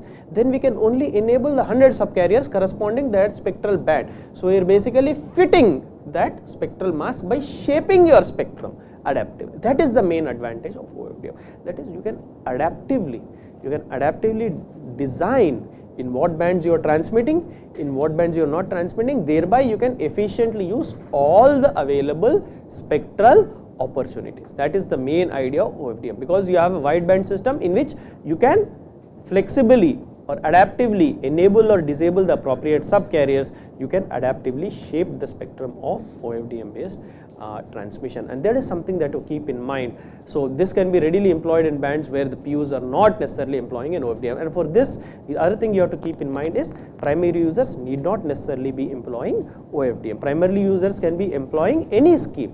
When the primary user is here, he can be employing any particular transmission scheme, narrowband, CDMA, whatever. We will simply turn off the power that is radiated in this band, simply turn off the power that is radiated in that particular band. That helps us adaptively shape the spectrum, shape the spectral mask, okay, fit the spectral mask, okay, desired spectral mask. Okay, that is the main advantage of OFDM. Here I am showing a simple example where you can, if each subcarrier is, for instance, 15 kilohertz, you have 45 kilohertz available here, so you activate these 3 subcarriers, 30 kilohertz available here, so activate 2 subcarriers, 75 kilohertz available here, so you activate 5 subcarriers, and basically you have total of 45 plus 30, that is how much is that, 75 plus 750, 75, that is we have 150 kilohertz that is available for transmission. So basically by adaptively, by selectively activating a particular set of subcarriers and deactivating a particular set of subcarriers, you can adaptively shape the transmitted shape, speak in which shape, in which bands the power is transmitted. Okay.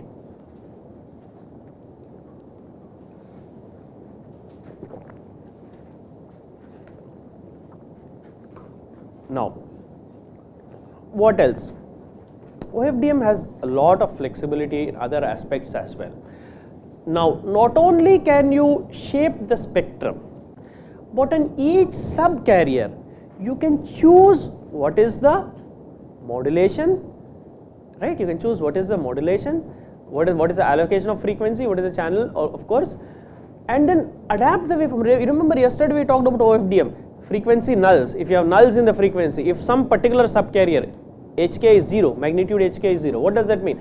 You can allocate 0 power to that. So you can adaptively, so you can, by choosing your spectrum, you can adapt the waveform appropriately depending on the nature, of the response or the spectral, the response of the channel. And not just that, on each subcarrier you can adapt the modulation order. How many bits per symbol are you transmitting? You can transmit, remember we said in OFDM yesterday, you can either transmit BPSK, you can either transmit QPSK, you can either transmit 64 km. And what is interesting is, I don't know if you realized this yesterday or not, on each subcarrier the modulation need not be the same, right? The modulation need not be the same. On one subcarrier you can use BPSK, one subcarrier you can use 16 QAM, one subcarrier you can use 64 QAM. So different modulations, and not just different modulations, different codes can be employed on different subcarriers. On one subcarrier I can use turbo code, one subcarrier I can use LDPC, one subcarrier I can use no code. For instance, the subcarrier is poor, right? Subcarrier gain is low, then there will be a lot of error. So you can use strong code like turbo code. A subcarrier is strong, then already bit error rate is low, so I don't need to use strong code. I can either transmit without any coding or I can use simple convolutional code, right? You get my point. So depending on the properties of the subcarrier, not just the power, there are several other aspects such as the coding rate, the modulation order, so on, the power allocation, all these things can be adapted subcarrier by subcarrier. So that gives OFDM that additional. So the modulation order, the coding rate, the transmit power, because if you look at it, each subcarrier is like a channel, right? Each subcarrier is like a narrowband channel. On each narrowband channel you can do things separately, right? Each narrowband channel you can do things separately. So that is the advantage of OFDM. So that is something that you have to keep in mind. And all these are interesting optimization problems. Remember, we only talked about how to choose the power on each subcarrier. You can also now formulate optimization problem for how to choose the modulation order for each subcarrier. You get my point? What is the optimal modulation order? Given total power by the transmitter, what is the optimal modulation order? How many bits can be transmitted? This is known as the problem of bit loading.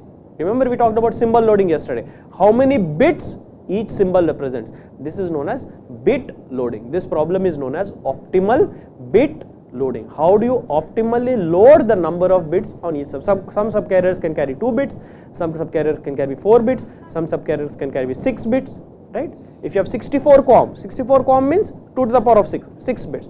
128 QAM, 256 QAM, 256 means 2 to the power of 8 bits. LTE allows maximum 256 QAM, can go even higher. I think these days 512 people are talking about LTE advanced 512 QAM and so on. So how many bits can you transmit per subcarrier? You can formulate optimizer. What is the code rate that can be employed per subcarrier? What is the code rate? Everyone is familiar with code rate. Code rate 1 by 3. What is the meaning of code rate 1 by 3? Code rate 1 by 3 means K by N means what is the meaning of that? Input K number of information symbols, output N number of bits. Code rate is lower means, is it higher bit rate or lower bit rate? Code rate, if code rate is lower, what happens? Code rate is lower means more parity bits. More parity means lower bit rate. If code rate is higher means lower number of, what is number of parity bits? Number of parity bits is N minus K. N minus code rate higher means lower number of parity bits. Lower number of parity bits means higher bit rate because lower protection, lower number of parity bits. So you can use higher code rate when the channel is good or channel is bad. When the channel is good, you can use higher code rate. When channel is bad, you have to use lower code rate because you have to add more and more parity bits. So one problem can be how to design the code rate, how to design the optimal code rate. You get my point? How to design the optimal code rate given the various. All these are various interesting problems. That's why I said cognitive radio. You have a question? That's why I said cognitive radio is a very interesting. It's a very interesting paradigm. It's a very vast paradigm. There are several optimization paradigms, and all these things are incorporated in that cognitive decision. That is basically you have spectrum sensing, policy, come up with the decision. What is the code rate? What is the modulation order? What is the power? What are the policy? How are you going to bid for the spectrum? Which user is going to access the spectrum? And all of these you can do subcarrier by subcarrier, subcarrier by subcarrier. Okay. Yeah, so interference minimization, power allocation, battery optimization, all these things are there. Battery optimization, what do you mean by, for instance, interference minimization? We have already seen how do you minimize the interference, how do you subject interference to a threshold. Optimal power allocation, battery optimization is again related. Battery optimization, again here you can incorporate the energy harvesting aspect also. Basically you have a battery has some power, you have harvested some energy. Now, how should I transmit? Should I wait for till the next time till I harvest some more energy or second? All these are interesting optimization problems. All these are interesting optimization. Yeah. Sir, in spectral shaping, first we know the position and the amount of empty bit. Yeah. How we do it? We come from the spectrum sensing. That will come from the spectral sensing. That's why I said spectral sensing module. So it just give the amount or position.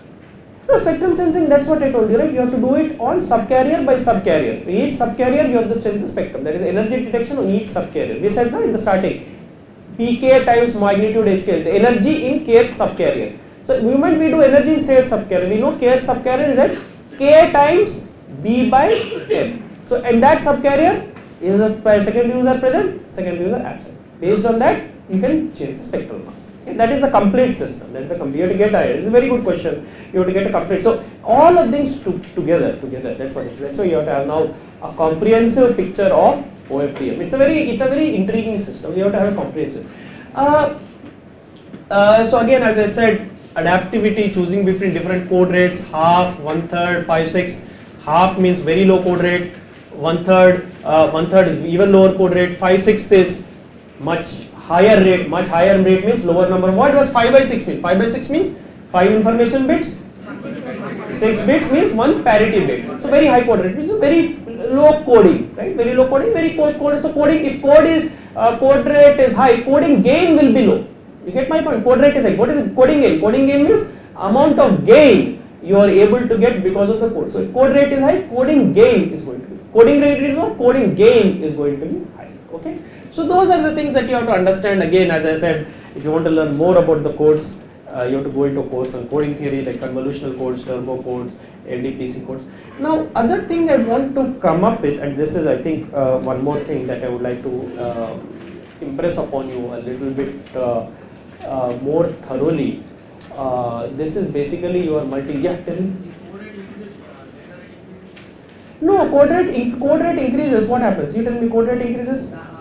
The data rate has to increase, right? Because less number of parity bits means the actual number of information rate. You should call it the information. Number of information symbols will be increasing, right? If the code rate increases. If code rate is low, means very less number of information symbols, more number of Parity bits. Parity bits, do they carry any information? Parity bits do not carry any information, right? So code rate is high, means natural language data rate will be the same, but the information rate will be high. Now the other thing I want to talk about is basically the flexibility part, as I already said. Now this we have not explained. Now of course in OFDM you probably have realized by now that OFDM you can allocate the subcarriers, you can allocate resources in time, and you can allocate resources in frequency. This part has been clear. That is basically what you can do is, for instance, first OFDM symbol, you can allocate, let's say, first two subcarriers. Second OFDM symbol, different set of subcarriers. So it gives a lot of flexibility in resource allocation. That's what I'm saying. Resource allocation can be done in both the time as well as the frequency dimensions, right? The time frequency plane, that is what. So you can come up with a time frequency grid. This time, this subcarrier. Okay, if you can imagine, this axis is the frequency, this axis is the time. So first time instant, this frequency band. Second time instant, this frequency band. Third time instant. So resource allocation can be done in the time frequency plane. That gives us a greater flexibility in OFDM because it gives us two dimensions. Now the other dimension. No, space can also be included, correct. Space can also be included, very good. So you can also include space in MIMO. But the other aspect which I did not explicitly mention yesterday is that we have looked at time, space, frequency, but we have not looked at the multi-user aspect. Remember, the same subcarriers can be allocated to different users. For instance, if I have two subcarriers, I can allocate one subcarrier to user 1, one subcarrier to user 2. So there is also a user dimension. That is also you have to remember, even though we have not explicitly mentioned it. In fact, if you look at this cognitive radio OFDM example, any OFDM example, I have not explicitly mentioned the subcarriers, but each subcarrier or a set of subcarriers can belong to different users. For instance, what do I mean by that? What I mean is, this subcarrier can belong to user 1. This subcarrier can belong to user 2. This subcarrier can belong to user 3. So on and so forth. So different subcarriers can belong to different users. And these different users do not interfere with each other because the different subcarriers are, we know that the different subcarriers are orthogonal, correct? So because the different subcarriers are orthogonal, we can allocate different subcarriers to different secondary users without causing interference amongst the different subcarriers, without causing interference amongst the different subcarriers. So this is something that you have to remember, that is, we can allocate the different subcarriers to different users without causing interference. Now how to allocate the different subcarriers to the different users, I will go a little bit into the details of the example, You try to understand it. If you understand it, it is fine. If you don't understand it, it's okay. You have the notes, you can go back and take a look at it. For instance, let's say we have two users. This is known as opportunistic. Scheduling. What do we mean by opportunistic scheduling? See, what happens is, you have multiple users. Yeah, you have multiple users, and users can have either good channel or bad channel. Good channel means basically they are in a good, because the channel condition is fading, correct? The channel condition is fading, which means the channel is changing from time instant to time instant. Sometimes they might be in a deep fade. You all know this concept. I mean, some high level concepts you must know.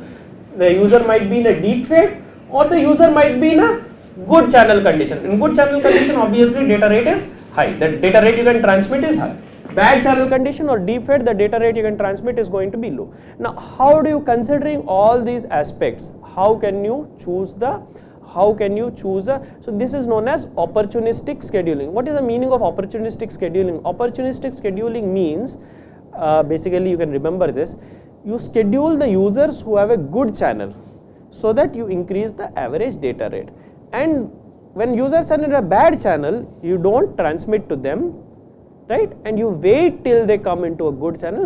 So basically by choosing the users appropriately, you are able to maximize the data rate of which you can transmit to the different users. Is that aspect to you? By choosing the users appropriately, right, by choosing the users appropriately, you can maximize the rate. For instance, let me give you an example. Let us consider a simple example. Now close your books. First close your notes. All of you close your notes. If you calculate this example, then you will understand it better. You close your notes. Close your notes. Close your note, not notes. Close your this writing book you keep open. The notebooks you close. The writing books you keep open. Notebooks you close. Last example. We will calculate last example. Can we calculate or no? Yes. Last example we can calculate. Yes or no? Yeah. Yeah. No, you will do it. I know you can.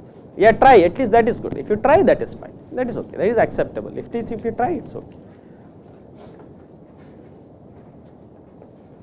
See, what we have is, I am going to illustrate to you a simple example, simple application of multi-user scheduling.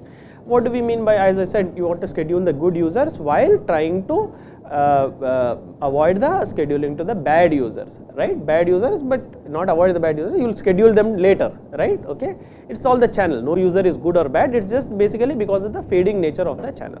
Now let us say we have two users, user 1, user 2.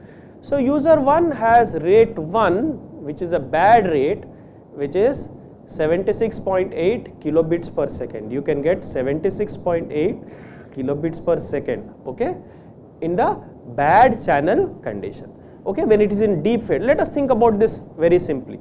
Only two channel conditions, either bad or good. Bad means deep fade, good means it's normal channel condition, not deep fade.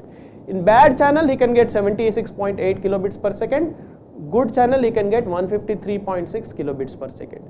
User 2, bad channel he can get 153.6 kilobits per second, good channel he can get 307.2 kilobits per second, okay.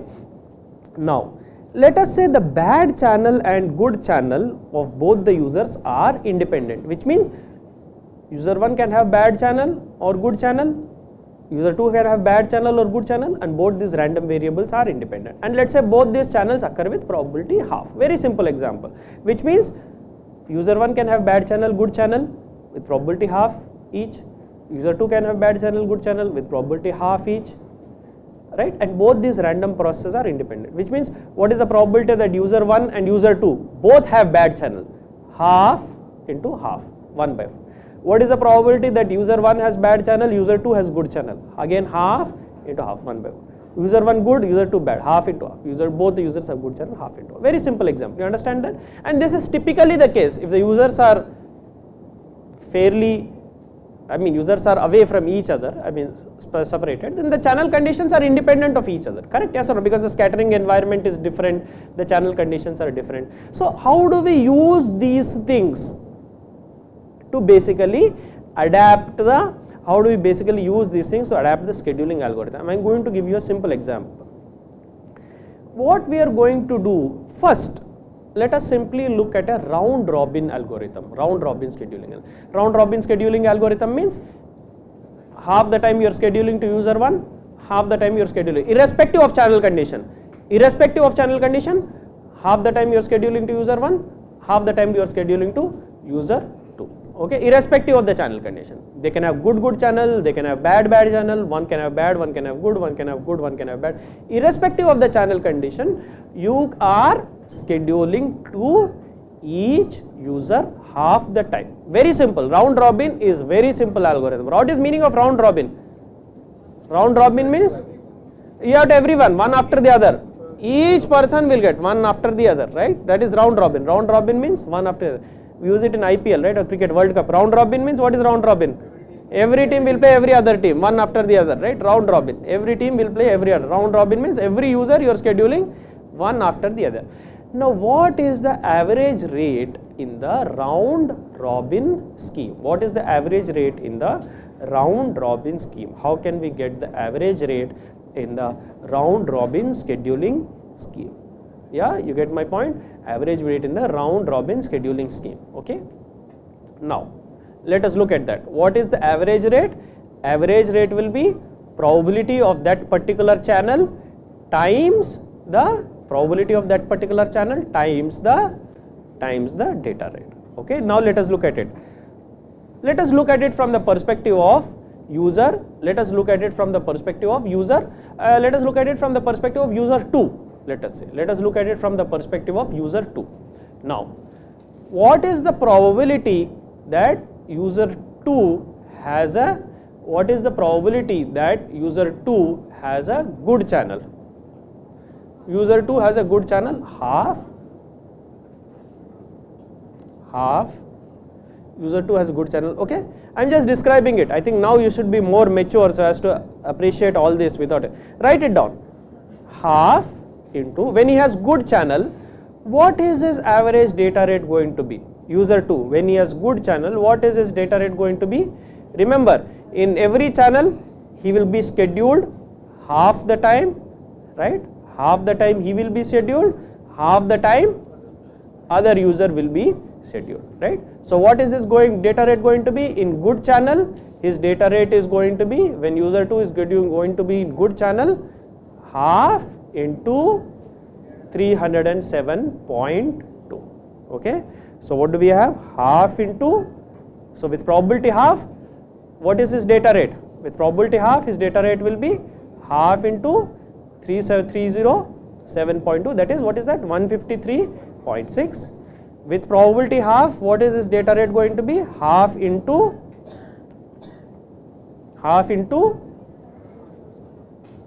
if he has bad channel, with probability half, what is his data rate going to be? Half into 153.6 divided by 2, because he will get half of the time, right? He will get half of the time. Therefore, what is the net data rate? You will get half into 307.2 divided by 2 plus half into 153.6 divided by 2, which is equal to, what is that equal to? That is equal to, what are you getting?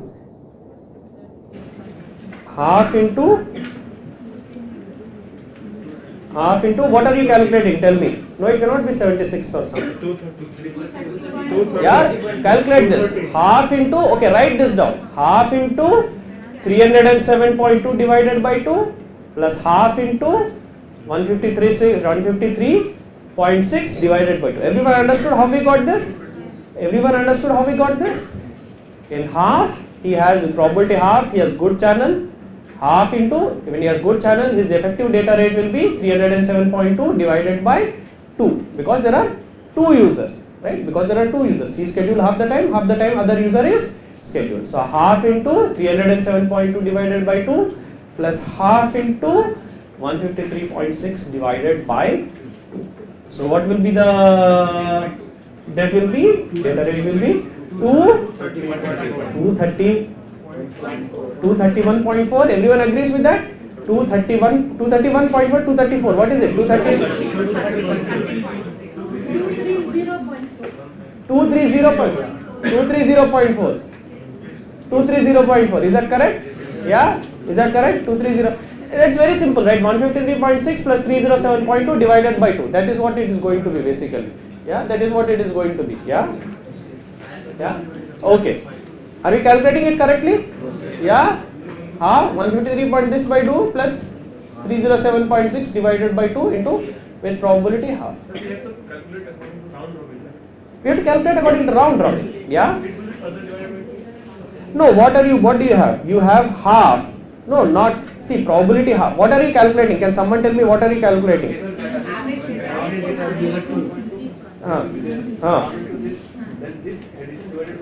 That is what is that? What is going to giving you? What is it giving you? 115 point this thing. Let us do, okay? Naive round robin scheduler will give 150. That is what we have, right? 115.2. You have that? 115.2. Calculate it correctly. That is the probability of choosing the users. Then calculate it correctly. Yeah? Don't refer to the book. If you refer to the book, you will make mistakes. Calculate it correctly. So is everyone able to understand how I am able to get it? Yeah, half into 307.2 with probability half, you have a good channel. Alright, in the good channel you will get half of the rate 307.2, half of 307.2. So half into 307.2, so which means 30.7 divided 0.2 divided by 4 plus 153.6 divided by 4. It will be divided by 4 because probability of channel is half and you will only get the channel half the time because each user is going to be scheduled half the time. So scheduling the rate will be 115.2 kilobits per second. Now if we use an opportunistic scheduler, now what is the opportunistic scheduler? We have to describe the opportunistic scheduler. I will be a little, it's a little complicated, so try to understand this. In opportunistic scheduling, what we do is we try to schedule the relatively better user. Relatively better user meaning the following thing. If user 1 is in a good channel, then we schedule user 1. If user 2 is in a good channel, we schedule user 2. If either both users are in good channel or both users are in bad channel, we schedule, again then we employ round robin. You get my point? If one user 1 has a good channel, user 2 has bad channel, then no point serving to user 2, so we'll serve to user 1. On the other hand, if user 1 has bad channel, user 2 has good channel, no point in serving user 1, we'll only serve user 2. If both have good channel, we can serve both of them. If both have bad channel, no. If both have bad channel, no, obviously we don't need to go the bandwidth go waste, so we'll still serve again both of them, again round robin. Now this is known as a opportunistic scheme, opportunistic relatively better scheduler. This is known as a relatively better scheduler. That is, we are serving the user who has a good channel in every time instant. We are serving the user who has a good channel in it. Now I will describe the calculation. Please write the numbers down. Don't calculate anything, don't say any number, because if you say something then it's going to. So as I am telling you, we'll write down, we'll all say what the numbers are and we'll learn. Now, what is the probability? Now let us again calculate the rate of user 2. Now what is the probability that both users have good channel? What is the probability both users have good channel? That will be 1 by 4. So 1 by 4 into, let us write down. So 1 by 4 with 1 by 4 probability, what will be the data rate of user? Let's see who will calculate this correctly. With 1 by 4 probability, what will be? So user 1, user 2 has good channel, user 1 also has good channel. So what will be the data rate of user 2? If both have good channels, what did we say? What kind of scheme will have? Round robin. So with 1 by 4 probability, data rate of user 2 will be 307.2 divided by 2. Okay, so 1 by 4, write down this, 1 by 4 into 307.2 divided by 2. 1 by 4 into 307.2 divided by 2. Okay, just write that down. Don't write anything down. Don't put any brackets. If you put brackets and everything, you are going to make mistakes. Don't put any brackets. If you put brackets and all these things, you are going to make mistakes. Both are in the good condition. We will give half time in the user, Yes. half in the user. Correct. We will get the average of both. No, I am taking only about user 2. What is the rate of user 2? So 1 by 4 into 307.2 divided by 2. You got it? Plus, with probability 1 by 4, you will have user 2 in, because user 1 you are scheduling half the time, user 2 you are scheduling half the time, if both have good channel. Yeah, both have good channel. Okay, now plus 1 by 4 into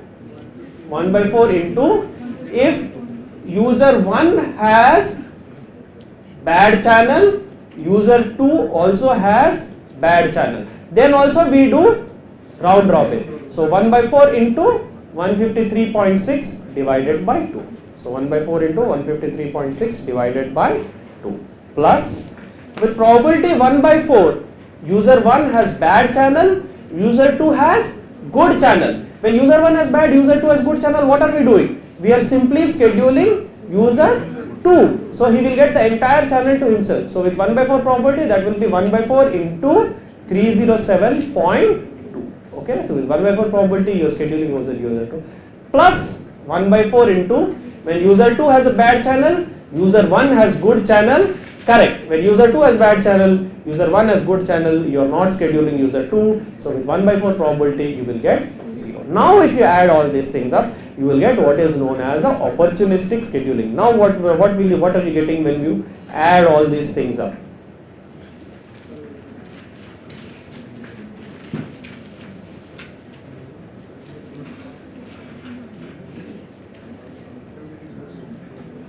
You get my point? Did everyone understand how we are able to calculate the opportunistic multi-user scheduling rate? How by opportunistic scheduling we are able to calculate the rate? What are we getting once we calculate the? No, you tell me what is the answer. No, the fundamental slide. I cannot show fundamental slide. You know the two rates, right? 307.2 and 153.6.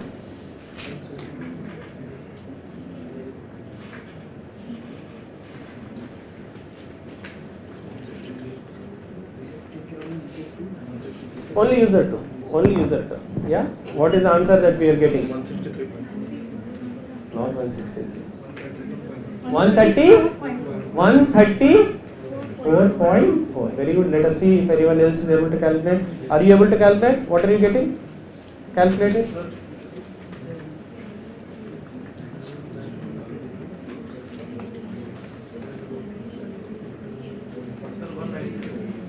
Not 192. Ranjan जी बताइए 96. Who is the winner? Are you able to get the answer? What is the rate? 134.4. Some people are saying 134.4. What did you get? 134.4. What are you able to get? Have you calculated it? Calculate it. Have you calculated it? No. You are getting 134. What is that?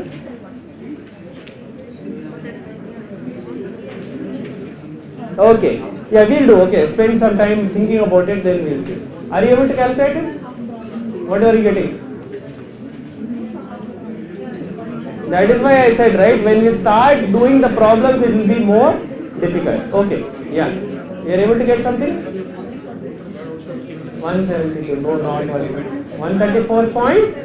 134.4. What are you getting? 134.2. 130. What are you getting? 134. Eric, what are you getting? 11. No, not 114. 172. Some people are getting 172. What are you getting? Calculating. Are you able to calculate? Double of the. What is double of previous one? 230. 124. How much will be double of that? 230. 134.4. But anyway, it's close. 134.4. 134.4. Very good. What are you getting? 134.4. Okay, you are getting 134.4. Santosh ji, क्या हो गया? अरे from here you have shifted there. Santosh ji shifted. वहाँ से निकल जाएंगे क्या? कहाँ से? What about you? How much you got? 134. Today is very interesting, right? We are trying to do many problems and then we are trying to understand how much we have understood. What have you got? You got 134 point. Very good. You are also able to get 134? 134.4. You are able to get that? You are able to get that? You are trying to calculate it. Ravi Ranjan. Coming 134.4. You are able to get, how much are you getting? What are you getting? 134.4. Very good. What are you getting? Not 154, 134. Huh? What are you getting? 134. Very good. You are able to get 134. You are able to get 134. Wow, you already got 134. Are you able to get 134? Nagesh, you are able to get 134? You are able to get or no? 134. You are able to get? Okay, calculate.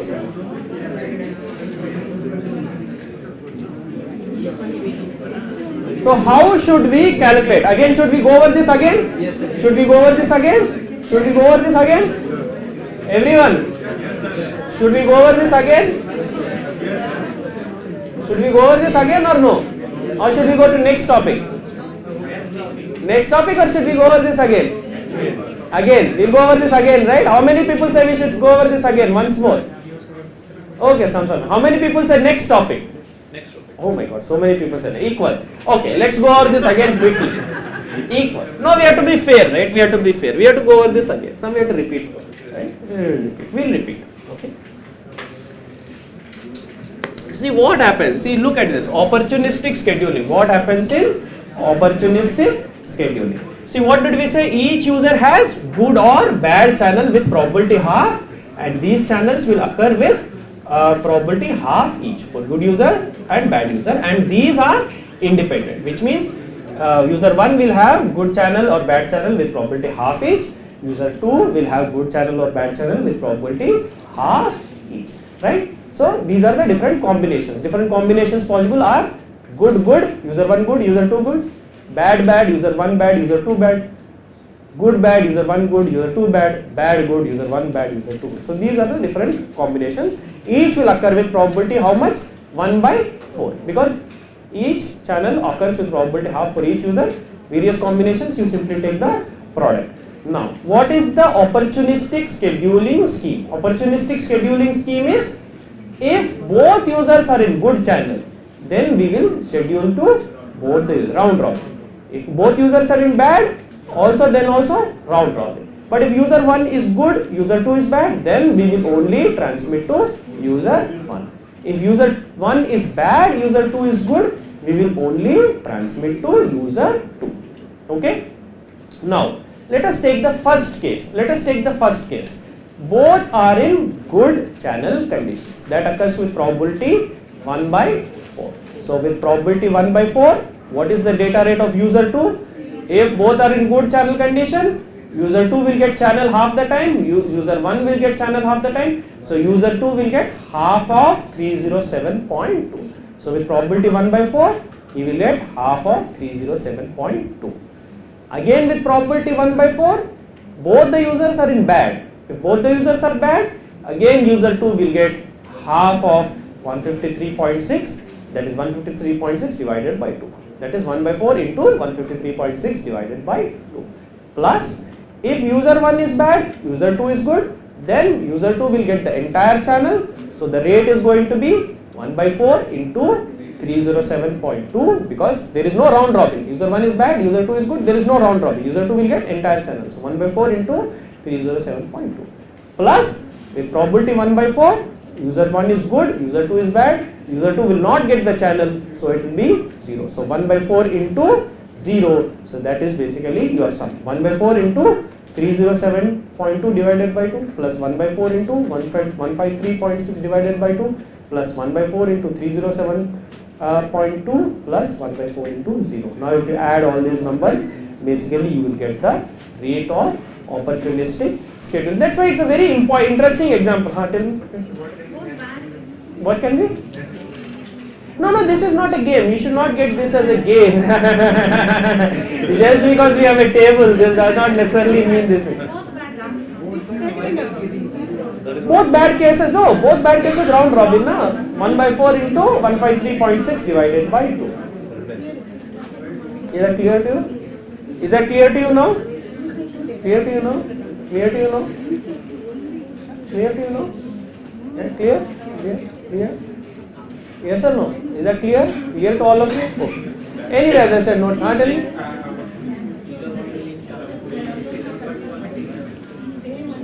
3 to 7. Oh, why were you writing 3 to 7? Specs. Is there a problem with specs or something? You have to change your specs. No, I am just joking. This is like students, right? They come after the exam and say, oh, here I took instead of 5 volts, I took 10 volts. That is why, but you have to give me marks. How can we give marks if you take the wrong this? That is not our mistake, right? Anyway.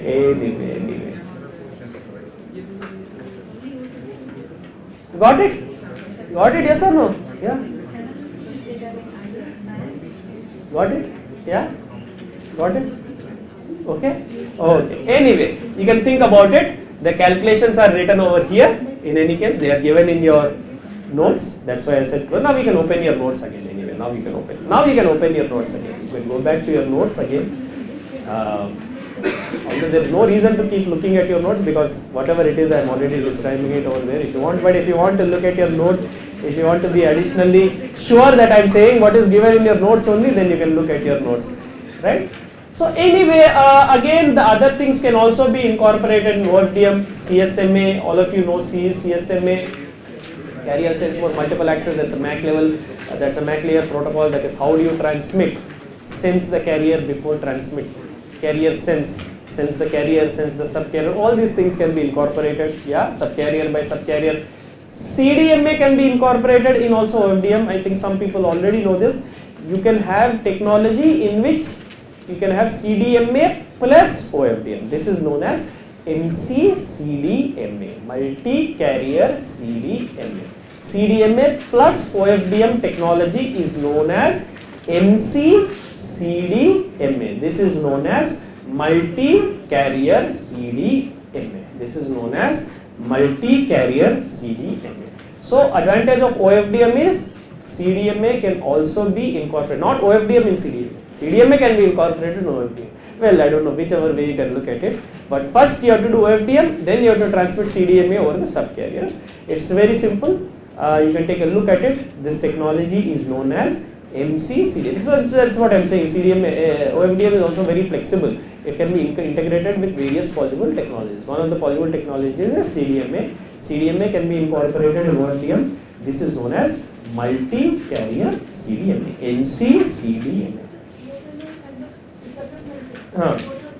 CSMA is basically a protocol. See, carrier sense for multiple access is basically, it's a protocol. Carrier sense for multiple access is, it's not just spectrum sensing, it's basically the spectrum sensing, and then what happens, then you transmit, if there is a collision then you back off, and it's a complete protocol. CSMA, it's a complete protocol. Spectrum sensing, sensing the carrier is a part of CSMA. Sensing the carrier is one of the parts of CSMA. CSMA is a complete protocol. There are many aspects of CSMA.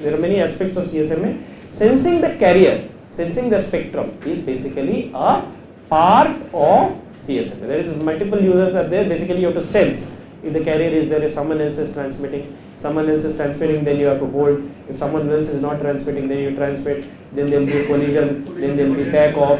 Collision resolution. Collision. It's a complete protocol. Okay, it's a complete protocol. CSMA is a complete protocol. Okay. So OFDM. OFDM is very flexible. Other is interoperability. I have already touched on this point. Interoperability, which is also one of the main advantages of the software-defined radio. That is basically interoperate with a variety of standards. That is interoperability, or basically, basically compatibility with a large number of standards, or ability to talk to a large number of devices, large number of access points, large number of base stations. And the reason for that is also obvious. Why? Because OFDM is used in a large number of standards. That is basically, which is your, it's used in LTE Advanced, WiMAX, it is used in 802.11, it is used in future, it is also going to be the advanced standard of Bluetooth and so on. So that makes it easier for an OFDM, that is if you have an OFDM chip, that is if you have an RF front end or OFDM physical layer, all you have to do is basically adapt the higher layers and the different the aspects of this OFDM, the cognitive engine has to adapt the parameters of the OFDM, that is number of subcarriers, the modulation on the subcarrier, and so on and so forth. So OFDM that way, because these large number of standards are based on OFDM. For instance, if you look at it, 8.11a, G, N, AC, not 8.11b, that is slightly different standard. That is DSS CDMA, direct sequence. Right? Other than that, A, G, N, AC, DAB, DVB, WiMAX, LTE, Bluetooth, all of these standards are based on Bluetooth, not yet, but Bluetooth in the future generation of Bluetooth will be based on OFDM. So that makes it basically. And again, so basically your pilot mapping. Again, pilot mapping is, again, we have not talked about it. What pilot symbols? What are pilot symbols used for? Pilot symbols are basically used for the channel estimation. Now, what subcarriers to load with the pilot symbols? What subcarriers to load with the data symbols? So basically, again, depending on the scenario, that is another optimization problem. How to choose the pilot subcarriers? How to choose the data subcarriers? So OFDM gives flexibility with that also. That is, given a certain number of subcarriers, some subcarriers can be chosen for pilot, some carriers can be, this is known as pilot mapping, code rate, the structure of the frame, and all those kinds of things. So it's basically it's a complete package. So OFDM is very flexible, and software defined radio, which is basically in which a large number of software defined. So I would rather say software defined radio is sort of the vessel, or is sort of that form. It's like cognitive radio is, if you think of it as water or fluid, and software defined radio as that vessel. which provides the the structure sort of this thing, the mechanism to implement the cognitive radio. Cognitive radio means something, the radio has to be very flexible. That is, you have to sense the environment depending on the availability of the spectrum. You have to adapt your transmission power, you have to adapt to the standard, you have to adapt to the modulation order, you have to adapt the coding. So software defined radio, you can think of it as basically something that enables cognitive radio, right? That is what we already pointed out. And OFDM, we are saying, is particularly suited for software defined radio because a lot of its parameters can naturally be adapted on the fly, unlike other standards such as, for instance, your CDMA or something of that sort. And that is what has to be clear to you already. You have seen so many aspects of that. That is, how do you shape the spectrum, how do you choose the different subcarriers, the spectrum sensing on each subcarrier, the power allocation on each subcarrier, the modulation on each subcarrier, the coding rate on each subcarrier, the resource allocation in the time domain, the frequency domain, the multi-user, the opportunistic resource allocation aspect. So all these things can be combined. Software defined radio makes it, gives us or makes it easier because it is a lot of things are implemented in software, because the entire radio is implemented in software, right? It gives the flexibility to change the parameters on the fly, and OFDM is a physical layer standard which can incorporate that kind of adaptivity, that kind of thing, which is flexible, whose parameters can be basically manipulated, or basically whose parameters can be adapted depending on the scenario. So that is something, that's what I said. This module sort of ties all these things together. What I have next is power allocation, which you've already seen today morning. So that is what we have seen. Let us now go to the cognitive engine design of that, basically the decision making process. Although we have already seen a lot of aspects of this, right? I think it helps again to look at this once again. So let us look at some of the other aspects of cognitive engine design, which are basically from a pattern recognition kind of perspective. In this I will touch upon two aspects. One is basically what is known as a support vector machine, that is basically how to make decisions based on observations and so on. That is how to design a classifier at a very high level. So this is known as a support vector machine. Again, a lot of you have probably heard of a support vector machine, or basically a linear classifier. So you can see it's a linear classifier. There are many classifiers, a linear classifier. Also, the other thing that we are going to talk about is this genetic algorithms. Now there are many kind of framework. Every person comes up with his own popular algorithm. So many people will say we want to use ant hill framework. Some of you might have some ant colony optimization. What is that? There is ant colony, like there is the colony of ants which are going together or something. All these things are these sort of very exciting names, right? Swarm optimization. People must have particle swarm optimization, or ant hill colony algorithm or something. All these names are also very interesting. What are some other optimization? Many such optimization things. So genetic algorithms means it will adapt just like your body. Your genetics of your body will adapt to the environment or something, like the genes or your chromosomes adapt to the environment or something, and these are proven to have some kind of neural networks. So that is one more interesting, how your brain is trying to sense the environment, or how your brain is trying to learn. So everyone, I guess, has his own favorite kind of mechanism, or some people have their own, what they find very exciting, like ant hill or ant colony optimization, or some beehive optimization. I don't know, you can come up with very of your favorite things, or whatever it is. People come up with all kinds of, like butterfly effect or something of that. So have you heard of butterfly effect? What is a butterfly effect? Butterfly effect you have not heard? No, butterfly effect you have not heard? What is a butterfly effect?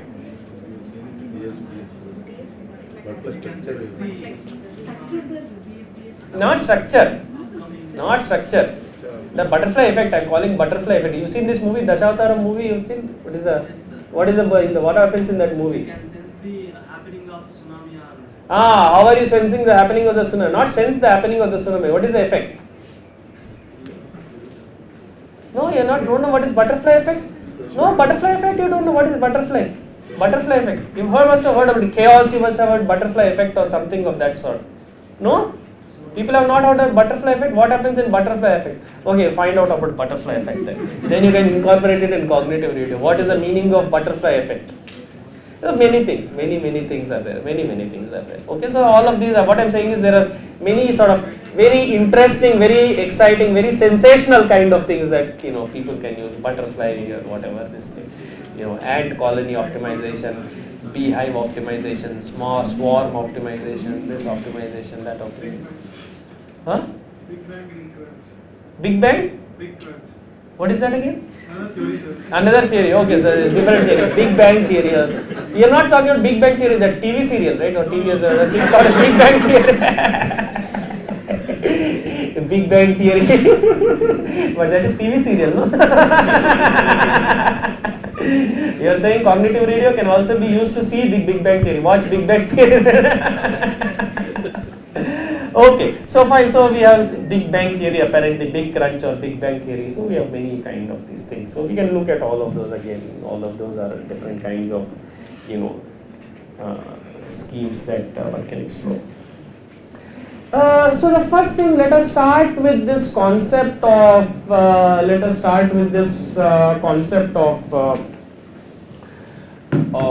cognitive engine design. First thing I want to go is through this concept of what is known as this support vector machine.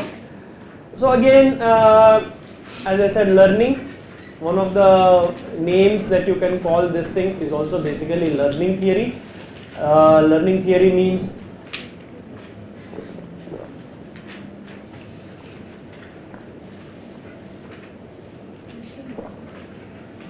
machine learning, pattern recognition, learning the decision rule.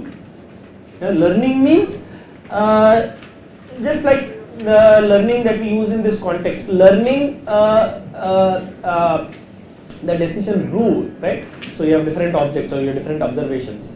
You have to try to learn what these things mean. That is also meant by pattern recognition. You have to try to learn what pattern or pattern classification or classification. You have to try to learn how can you classify this? For instance, you sense something, you touch something. Is it hot? Is it cold? How do you learn that? Based on that, what is your inference? So based on observations, how do you classify them into different classes? You have to learn the rules. That is also known as learning, or basically you have to classify. So there is a lot of names. There might be some subtle differences between the names. It's very relevant to cognitive radio again, because cognitive radio is based on all that, is based on learning. That is basically depending on the environment. You sense the spectrum, you make observations. Based on that, you have to learn the decision rules, you have to infer the rules. This is the learning rule, and that learning rule has to be implemented to make your decisions and so on. So for instance, a very simple example, let's go to, so you basically sense the CR environment and build an actionable knowledge repository about that environment, right? So you have to infer these decision rules from a set of training data. That might be something as simple as, for instance, you have some set of training data, like for instance, very simple example, this is the training data this is the training data corresponding to the presence of primary user. This is the training data corresponding to absence of primary user. Now you will be given this training data. From that you will infer the learning rule. Next time you make an observation, you can use your rule and then decide, is the primary user present or is the primary user absent? You get my point? By looking at, so first from some training data. Now of course these kind of algorithms can also be different. Either you can be provided training data, in which case it will be called supervised learning, or you will not be provided training data, in which it is known as unsupervised learning. So there are various forms of these things also. Supervised learning, unsupervised. What is learning? Learning the decision rule. How will you learn the decision rule? Using a set of training, using a valid set of input training, using a valid set of test set of input output vectors. Then what you will have? You are going to apply this on any general observation or any general input to come up with a decision, right? You come up with, for instance, one learning rule can be these objects are You have set of objects. These objects are hot, like the stove is hot, this is hot, that is hot. These objects are cold. So then from this training set or whatever, you learn that, and next time you will come up with a decision. Next time you see an object, you will decide, is this object hot or is this object cold? Apply your learning, apply that rule that you learned from that. That is what I am saying. It's as simple as that. Set of vectors, it can be anything, it can be anything in cognitive radio, right? For instance, one simple set is this user malicious user, is this user genuine user, is this a primary user, is the primary user present, is the primary user absent, what is the modulation being used. So there can be many things that have to be learned. What is the learning rule? For instance, if you observe a signal, what is the primary user power? Is the primary user power this? Is the primary user power this? So basically, again, you can think, we are speaking at a very high level. Classification itself, you can speak of classification itself is a very broad problem, okay? So we have to learn the rule, and one such rule can be in the context of cooperative spectrum sensing, and I am going to talk a little bit about this. Basically, classification problem is to basically separate it into a set of classes. Hypothesis testing problem, binary hypothesis testing problem is a very specific example of a classification problem. In a general classification problem, you can have C0, C1 up to Ck, that is k plus 1 classes. In a hypothesis testing problem, you have only two classes, H0 and H1. So basically, it's a general hypothesis testing problem is basically a much more simpler version of a classification problem. That classification problem can be much general. For instance, primary user signal. You observe the primary user signal. Now you want to infer what is the modulation order that is being employed by the primary user. It will have multiple classes. Is it BPSK? Is it QPSK? Is it 16 QAM? Is it 64? That is a multiple classification problem. That is basically you have multiple classes, you have to classify this into multiple classes. Binary hypothesis testing. Is primary user present?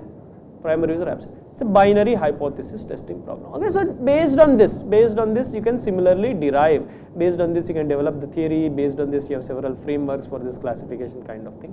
One thing that I particularly want to talk about is this support vector machine. So what is a support vector machine? Support vector machine. You have heard about this support vector. First support, let us understand this.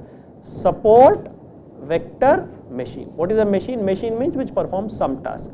In this case, what are we interested in? We are interested in this task of classification. That is what we want to develop my machine for this classification. What is the classification problem that we are interested in? Let's say primary user detection, spectrum sensing. Is primary user present, primary user absent. We want to develop a machine or basically classifier. Now, support vector. What do we mean by support vector? Support vector means basically we have what is known as a supporting hyperplane, right?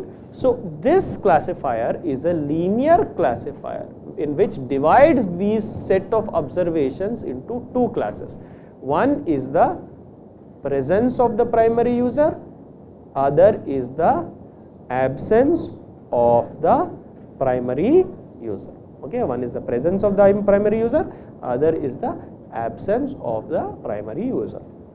Let us say you have a test set. Let us say you have a test set. Okay, what is mean by test set? We already said, right? For instance, someone gives you observations and says these observations correspond to the presence of the primary user. These observations correspond to the absence of the primary user, right? Now we infer the decision rule from this set of observations, and based on that set decision rule, then in the future when we see an observation, we will make a decision if the primary user is present or the primary user is absent. We will make a decision if the primary user is present or the primary user is absent. We will make a decision if the primary user is present or absent. Now, how do we do that? Very simple. We want to come up with a linear classifier. Linear classifier means all, let us say these are n-dimensional points. Very simple idea. Let us say these are n-dimensional points. All the points which correspond to the presence of the primary user, n dimensions means we can think of a hyperplane. All the points which correspond to the presence of the primary user will lie on one side of the hyperplane. All the points which correspond to the absence of the primary user will lie on another side of the primary hyperplane. Thereby observing, so once what do we want to do? We want to infer this hyperplane. Once we have the hyperplane, when we have a new observation, we can see which side of the hyperplane it lies, and then we can decide if the primary user is present or not. Yes or no? Hyperplane means in 2 dimensions, line. All the points corresponding to the presence of primary user lie on one side of the line. All the points corresponding to absence of primary user lie on another side of the line. How do we draw this line? So that if a new observation comes, we can decide if primary user is present or primary user is absent. That is basically the concept of support vector machine. How do you design the supporting hyperplane? That is the concept of a support vector machine. What happens? Now, let's say all the points xi correspond to the presence of the primary user. All the points yi correspond to the absence of the primary user. Now, we said that we can denote the hyperplane by A bar transpose x bar plus b, right? One side of the hyperplane will be A bar transpose x bar plus b is greater than or equal to 0. Another side of the hyperplane will be A bar transpose x bar plus b is less than or equal to 0. So we can have all points xi should be A bar transpose xi plus b greater than or equal to 0, corresponding to presence of primary user. All points yi corresponding to the absence of the primary user will be A bar transpose yi plus b less than. Now it does not matter which side you choose less than or equal to 0, which side you choose greater than or equal to 0, because let's say xi corresponds to the presence of primary user, yi corresponds to absence of primary user. If you choose this to be greater than or equal to 0, this to be less than or equal to 0, this will lie on this side of hyperplane, this will lie on this side of hyperplane. Or basically if you choose other way around, less than or equal to 0, greater than or equal to 0, that also does. All we want is all points xi should lie on one side of the hyperplane, all points yi should lie on another side of hyperplane, right? Either it can be greater than or equal to 0, less than. Which side is not important, you know, right? You understand my point. It's not important which side they lie in. Basic point is the separation. All of these should lie on one side, all of these should lie on the other side. That is essentially, that is basically what we want. And that is basically what we are in AI transpose xi plus b greater than or equal to 0, AI transpose yi plus b less than or equal to 0. Now, the problem with this is a trivial problem. If I just design my optimization problem to satisfy this, what is my solution? A equal to 0, b equal to 0. If this is just my optimization problem, if I want to satisfy this, AI transpose x plus b greater than or equal to 0, AI transpose plus b less than or equal to 0, if you feed it into an optimization software, you will get the trivial solution. AI equal to 0, A equal to 0, b equal to 0, that's it. AI transpose xi plus b is greater than or equal to 0, it's trivially equal to 0. So we cannot formulate the problem like this. So what we are going to do is we are going to slightly change that problem. We are going to say AI transpose b is greater than or equal to 1, A transpose yi plus b is less than or equal to 1. Greater than or equal to 1 means what means? There is separation. See, greater than or equal to 0 means it can lie anywhere to the side of the hyperplane. Greater than 1 means there has to be some gap. You get my point? Everyone get my point? AI transpose x plus b equal to 0 is exactly the hyperplane. AI transpose x plus b greater than or equal to 0 can lie any side, anywhere this side of the hyperplane. But AI transpose x plus b greater than equal to 1 means there has to be some gap. Similarly, AI transpose yi plus b less than or equal to minus 1, there has to be some gap. That is what we are saying. So you have to design the hyperplane such that if this is the hyperplane, there has to be some gap. So now there are all the points corresponding to the presence of the primary user can lie greater than 1, which means there has to be this gap from the hyperplane. All the points corresponding to absence of primary user have to be this side, which means there has to be this gap from the primary user. Now if you want to design a very robust classifier, something that is not susceptible to errors, you can think of this as a wall, right? You can think of this as a wall, which means the thicker the wall, the more difficult it will be for this to cross over, because of noise this can cross over into this can cross over into this, yes or no? So the thicker the wall, the thicker this slab, we can call this a slab or thicker the wall, right? How do we protect our homes? If you want better home, more security means thicker and bigger walls, right? That's what we want to do. We want to thicken this wall so that maximize the separation. Maximize the separation between what?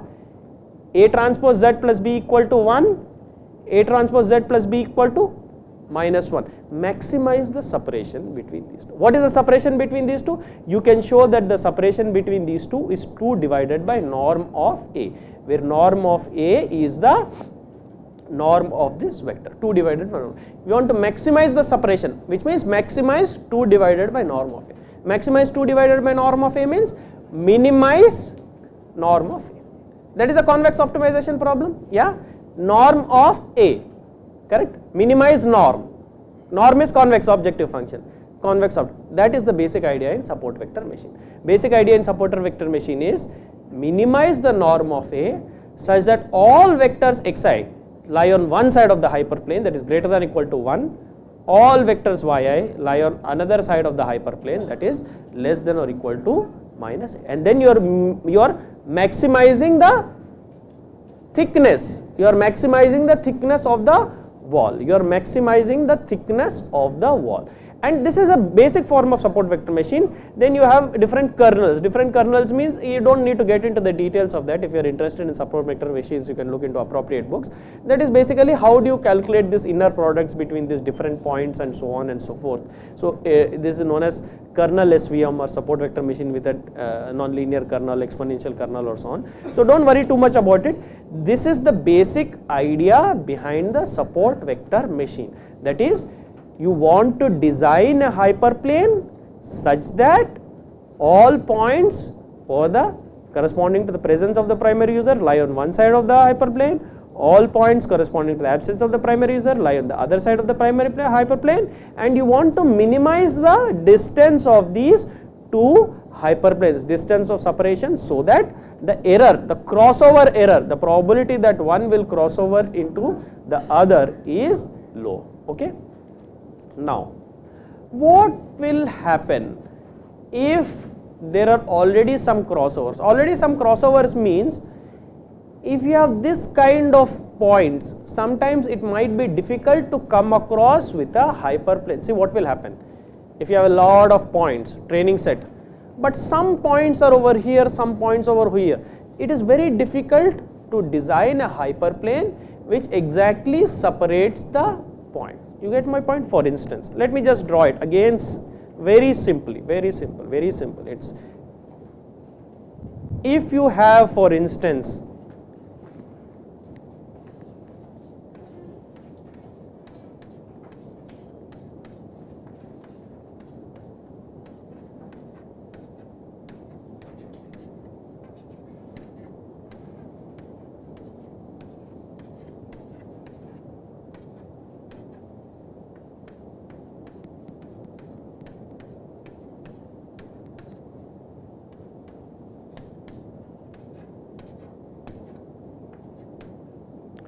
you can see in this scenario, it is very difficult to, you can clearly say that this is the boundary because all the zeros are to this side, crosses are to this side. But it is very difficult to draw a hyperplane because of errors. Few of the zeros are here, few of the crosses are here, and so on and so forth. You understand my point? Sometimes it is very difficult to achieve exact separation. In that case, we do approximate separation. What is approximate separation? Again, very simple. We allow a small relaxation. What is the meaning of relaxation? We can say that A transpose xi plus b need not be greater than or equal to 1, but we allow something known as a slack. So it is greater than or equal to 1 minus ui, where ui is a small slack, small flexibility that we are allowing. Similarly, A transpose yi plus b less than or equal to -1. We are allowing a small slack, that is few points can lie on the side of the other side, that is they can be slightly crossover, they can slightly cross, that is what we are saying. We allow slack means choot, yeah, yes or no, we are giving them a slight this thing, few of the points can go a little over there, few of the points can come over here. Now what do? We can do several things. One is we can minimize the total slack, that is sum all these slacks, That is what we want to do. Ideally we don't want any slack, right? Each ui and each vi should be 0. Ideally we want this to be 1, this to be minus 1. So each ui, each vi should be 0. But since we cannot achieve ideal separation, we can simply minimize the slacks. That is sum of all ui, sum of all vi. Then something combine. You can maximize the slab, thickness of the slab, minimize the slack. This is known as a weighted. What is this norm A? Minimize norm A means maximize the separation. This is the total slack. You are taking a weighted sum of both these criterion. That is maximize the separation while also minimizing the slack. So basically that helps you sort of trade off one optimization criterion versus the other. Again, as I said, support vector machine is a vast area by itself. This is a very basic form of support vector machine. Then you can add kernels and so on and so forth, and you can come up with this. But you have to realize all these are convex optimization problems. For instance, let's look at this. Is this a convex optimization problem? A transpose xi plus b greater than or equal to 1 minus ui, linear, objective function is linear, convex optimization problem. Norm, linear, sum of two convex functions, convex, it's a convex function.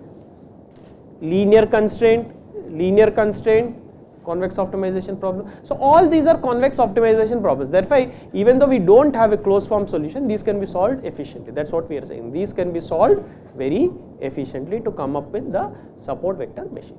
And then new vector comes in, you can plug it into A transpose. If new vector z bar comes in, A transpose z bar plus b. If it's greater than or equal to 1, presence of primary user. Less than or equal to 1, minus 1, or greater than or equal to 0, presence of primary user. Less than or equal to 0, absence of primary user. So on. Okay. Yeah, you get my point? Yeah. So that is basically again this thing. That's basically the support. Is that clear? Is that aspect clear? This is the support vector machine that we are, right? How are they physically helping? Which one? Compared to our physical layer, how are they helping? Which one? This SVM, sir. Huh. How are they helping in Spectrum sensing, right? So these are in lieu of our sensing algorithm. Yeah, this can be one kind of sensing algorithm can be employed, right? For instance, match filter detection, energy detection. See, each of these, what you have to realize with the spectrum sensing algorithms, that when you talked about, for instance, energy detection or something of that sort, there is some trade-off, correct? Each of them is optimal only under a certain criterion. Right, for instance, energy detection is optimal if the channel is Gaussian or if the result signal is Gaussian. Match filter is optimal if you know the channel coefficient. So all of these to come up with the optimality, basically what it means is each of these is valid under a certain criteria. So spectrum sensing, so you have many spectrum sensing algorithm like covariance based spectrum sensing, eigenvalue spectrum sensing, and cyclostationary spectrum sensing, and so on and so forth. So what this does is basically it's another aspect of spectrum sensing where you're basically have a large number of observations, right? Large number of observations, right? You don't need to see, idea behind energy detection or something of that sort is basically you have to derive the energy detector. For that you have to know the signal model, for that you have to know the noise model or something of that sort. So classification is good in that sense. You don't need to know the model, all you have is some test set. This is the vectors corresponding to presence of primary user, this is the vectors corresponding to absence of primary user. Based on that, how can we classify them? That is basically the advantage. So you are looking at the test set and you are inferring. That's what I said, learning rule. Getting the learning rule by observing a large number of objects and then use the learning rule on a new object. That is basically what it is. Yeah.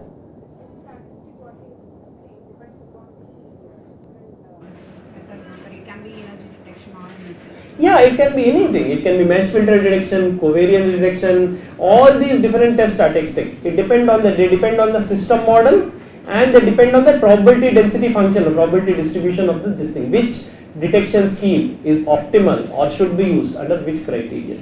So in that sense, something like having got test statistics. yeah, this is not based on any model. This is purely based on observations, right? It's like, that's what I said, observing different objects. Which objects are hot, which objects. See, if you go into the theory, you can think of it this way.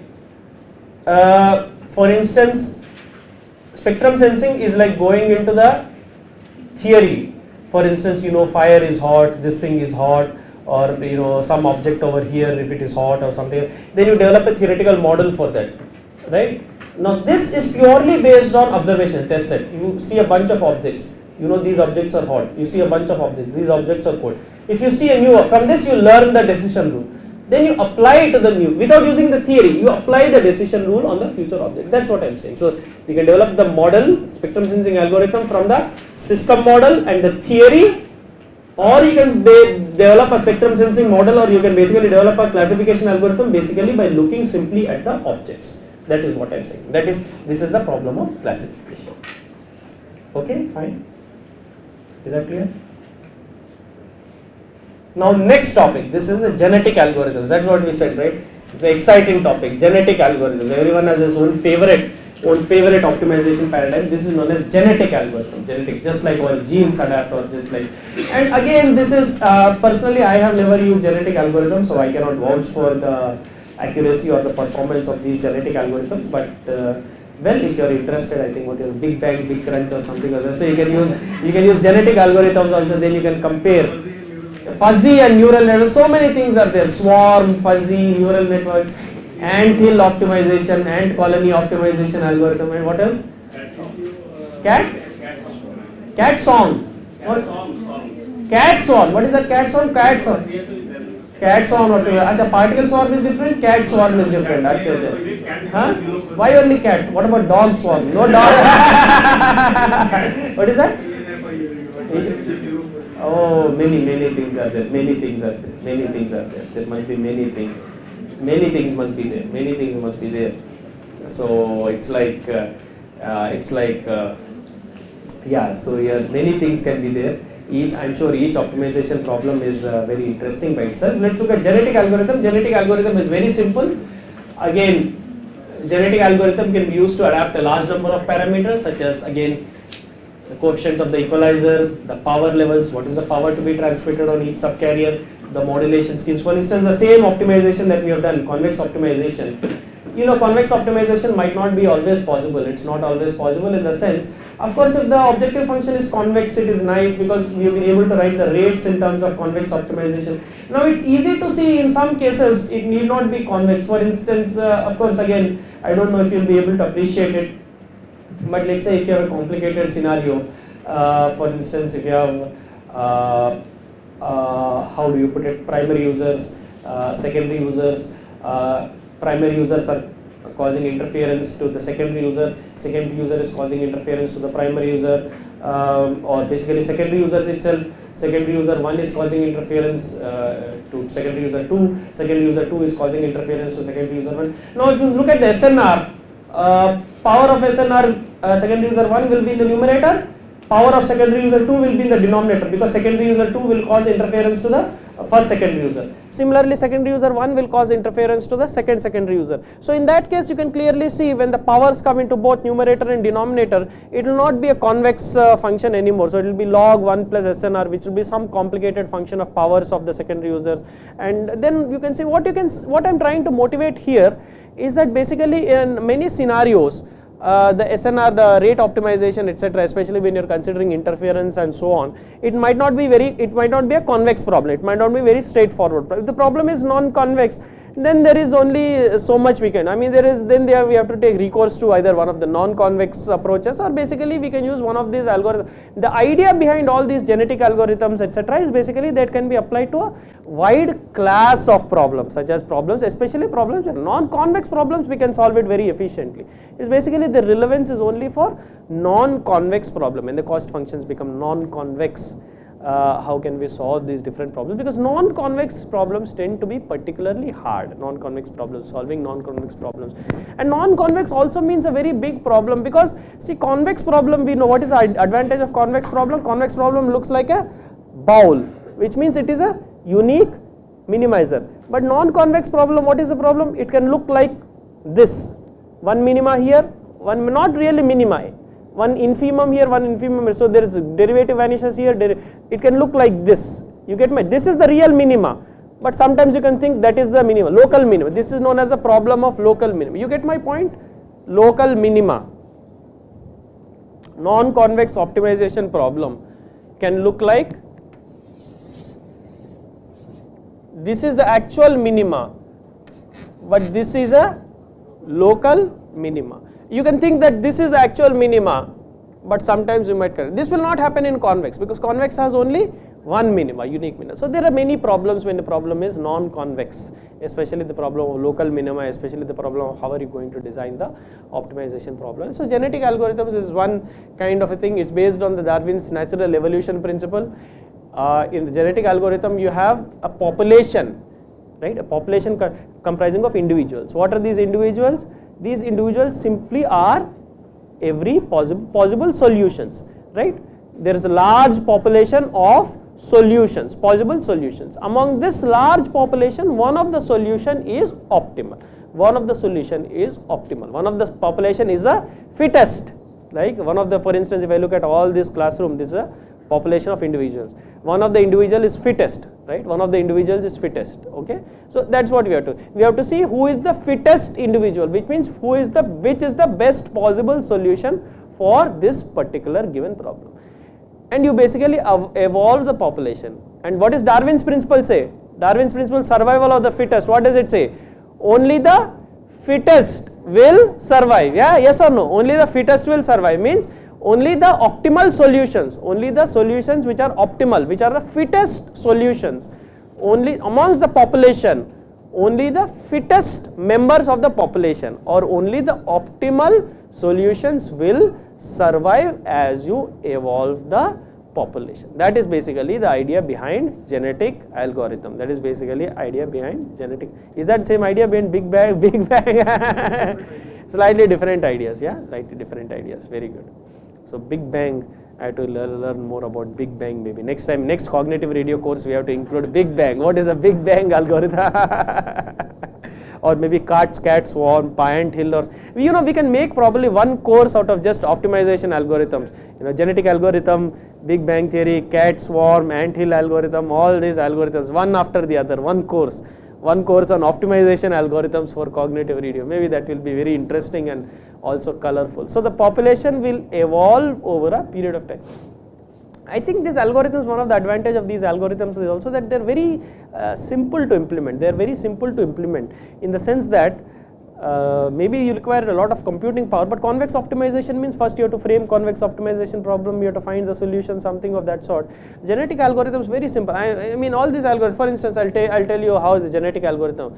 So this relies on chromosomes of this population, and these represent different points on the objective, and so it can avoid these local minima or this locally optimal solution, and these can also be employed without knowledge of the exact expression of the objective. What that means is exact expression of the objective function. What that means is you don't need to know what is the objective function f naught of x. Actually, you can treat it like a black box. Okay, let's say I have some machine which I feed it x, it gives me f naught of x, right? All that is all I need. I don't. Convex optimization, we actually have to know f naught of x. Is it convex? Is it non-convex? Is it convex? So we need to know f. This is basically some kind of a black box. You can treat it as a black box. Something that just gives me the values of the objective function. I can use this genetic optimization without knowing too much about the object. That's what we mean. That's what we mean. We have to know something about the objective function. What it means is we don't have to know too much about the objective function. For instance, in MATLAB also there are many optimization algorithms which are like that, which are basically all they need to know is the value of the function, the derivative of the function, second derivative of the function. You don't need to give the exact function. If you just give these three outputs, you can perform the optimization and so on. So basically that's the kind of this. By the way, CVX was introduced to you yesterday. Was CVX introduced to you? CVX, in CVX, how do you have to give the objective function, you have to give the constraint, you have to explicitly mention the functions. This is the objective function, this is the, you cannot simply give the function pointer, you cannot simply say this function evaluates like this. You have to actually show that this is a convex objective, this is exact, this is a linear function or norm or whatever. Yeah, you might have seen that. Okay. Now, what is the basic idea behind genetic algorithm? Basic idea behind genetic algorithm is very simple. The various variables are encoded as binary variables. For instance, let's go back to our power optimization, optimal power allocation. You have powers, n powers, convert them to n binary variables. For instance, let's have 2 powers. Each power you want to represent it as, let's say 8 bits. 8 bits, 8 bits. Put together, that becomes 16 bits. That becomes a what is known as a chromosome. That becomes a chromosomes kind of this thing. Okay.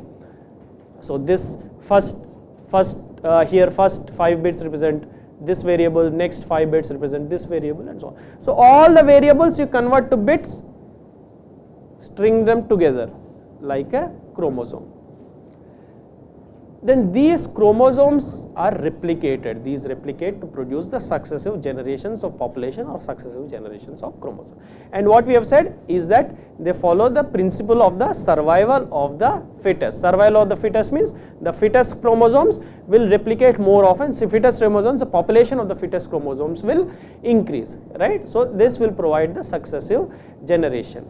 Then there are different operations in crossover. For instance, there are different operations. So chromosomes, again, genetics we know, right? Various funny things can know. Crossover means one chromosome will cross over into the other chromosome, which means, for instance, these bits from this chromosome will cross over into this chromosome, and you will get this new chromosome. This is a crossover operation. Then is mutation operation. Mutation means we know, right? Like X-Men movie.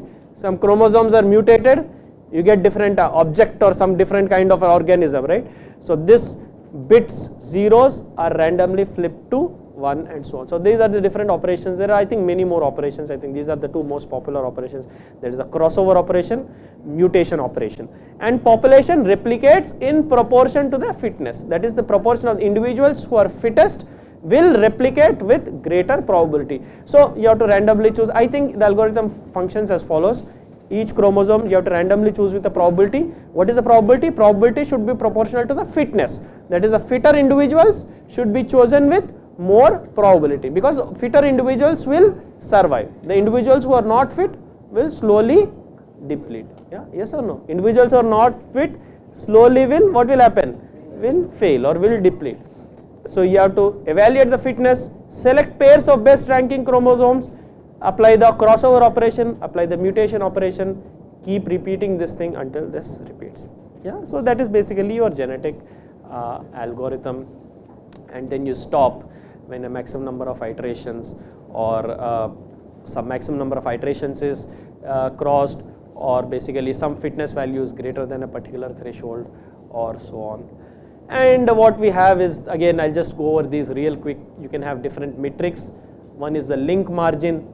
Link margin means what is the link budget or link margin, what is the extra power that you have, that is the spectral efficiency of the system, how many bits you are able to transmit per symbol, the data rate, the carrier. So there can be various objectives. That is, you want to maximize the link margin, you want to maximize the spectral efficiency, you want to maximize the data rate, you want to minimize the carrier power. So there can be various objectives that you can target. For instance, the different parameters can be transmit power, modulation type. For instance, modulation type, is it phase shift keying, is it amplitude modulation, is it quadrature amplitude modulation, so on and so forth. Different modulation types. The modulation index, how many bits are you able to transmit to a symbol, and there can be different objectives. Those are the parameters. There can be different objectives such as bit error rate, SNR, noise power, etc. And then you can have either want to minimize the bit error rate, maximize the throughput, minimize the power consumption, and so on and so forth. Or you can, the last thing I want to point out is you can have a weighted combination of this, and that is important to look at.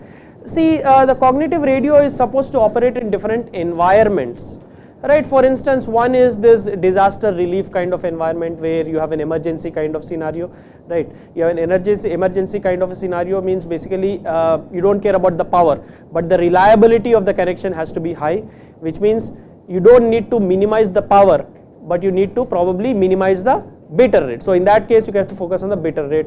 Low power, your device is running out of the power, which means you probably don't want a very low bit error rate, but you want to conserve the power of your battery. Multimedia mode, which means you want to maximize the throughput. Power, you don't care about, bit error rate you don't know. You simply want, for instance, you're doing video transmission, video calling, or watching videos, or whatever, streaming videos. So you want the throughput to be high. So basically, in low power mode, the power cost function is given a higher weightage, that is 0.8. In emergency mode, the bit error rate W2 corresponds to the bit error rate is given a higher weightage. In multimedia mode, throughput is given a higher. So you can do this several optimization objectives, and the kind of, you can have various optimization objectives. You can consider a weighted combination of these optimization objectives. That is what this thing means, and this is some simple basically illustration borrowed from one of the books, which shows basically how this genetic, so your average fitness score, this is the generations, so average fitness score is increasing. At some point average fitness score, so this is the minimum score, maximum score, so this is the average score is increasing, at some point it becomes flat or something of that sort. So basically that's what it is, and something. And as I've said, there are many kinds of algorithms, not just genetic algorithm. Genetic algorithm is one kind of an optimization, as I said, in this class of optimization. So one thing that we have seen is convex optimization, right? Convex optimization problem, which is basically it has a certain structure. First you have to have convex objective, convex constraints, only then. Now genetic and all these are very flexible, right? Which means there are also no guarantees, which means you can converge, there are some basic guarantees, that is this kind of problem, this kind of this thing, but overall these can be, there are really no performance guarantees. So there are many algorithms, as I said, genetic algorithms, swarm optimization, ant hill, ant colony, and many algorithms. Neural networks is one approach many people have used. I think neural networks in cognitive radio, and also so on and so forth. And I think there are, I don't know if any of you are explicitly working in this class. We use mostly convex optimization problems, and try to formulate it as a convex optimization problem, because that is very convenient to solve, convenient to obtain closed form solutions and so on. But of course for other kinds of problems, other classes of problems, you can also explore these kinds. As you can see, it's very intuitive, very simple. All you have to do is, for instance, for power allocation, you have to take the different powers, convert them into bits, string them from the chromosomes, randomly initialize the population, then the survival of the fittest, then the mutation operation, the crossover operation, survival of the fittest. Only fittest will be able to replicate more often, the less fittest will basically slowly vanish from this thing. I think at least it is worth trying, or something of that sort, if this is what interests you. And by the way, there are many works in cognitive radio also which focus on different kinds of optimization problems, different kinds of objectives, and so on. So yeah, so that's pretty much it. And any questions? If there are any questions, I can take. Although I very much understand that it was at a very high level. Because that's what I said. It is a combination of, everything has to be a combination of very low level and high level. If you make it everything very high level without going into the specifics, it's not very helpful. If you go too much into the specifics without giving idea of the bigger picture, that is not also helpful. So I think there has to be a mix between going into the the depth of it before going into the higher level.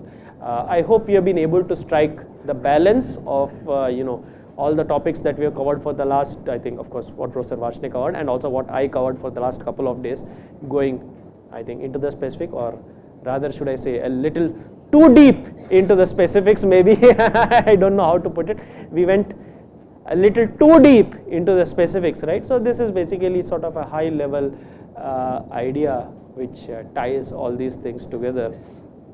And that's also very important, because sometimes what happens, especially when you're performing research, is you tend to go too much into the specific or the small problem that you're working on, optimization problem, power allocation, how do you compute the optimal powers, how do you sense the spectrum, and sometimes you tend to lose the big picture.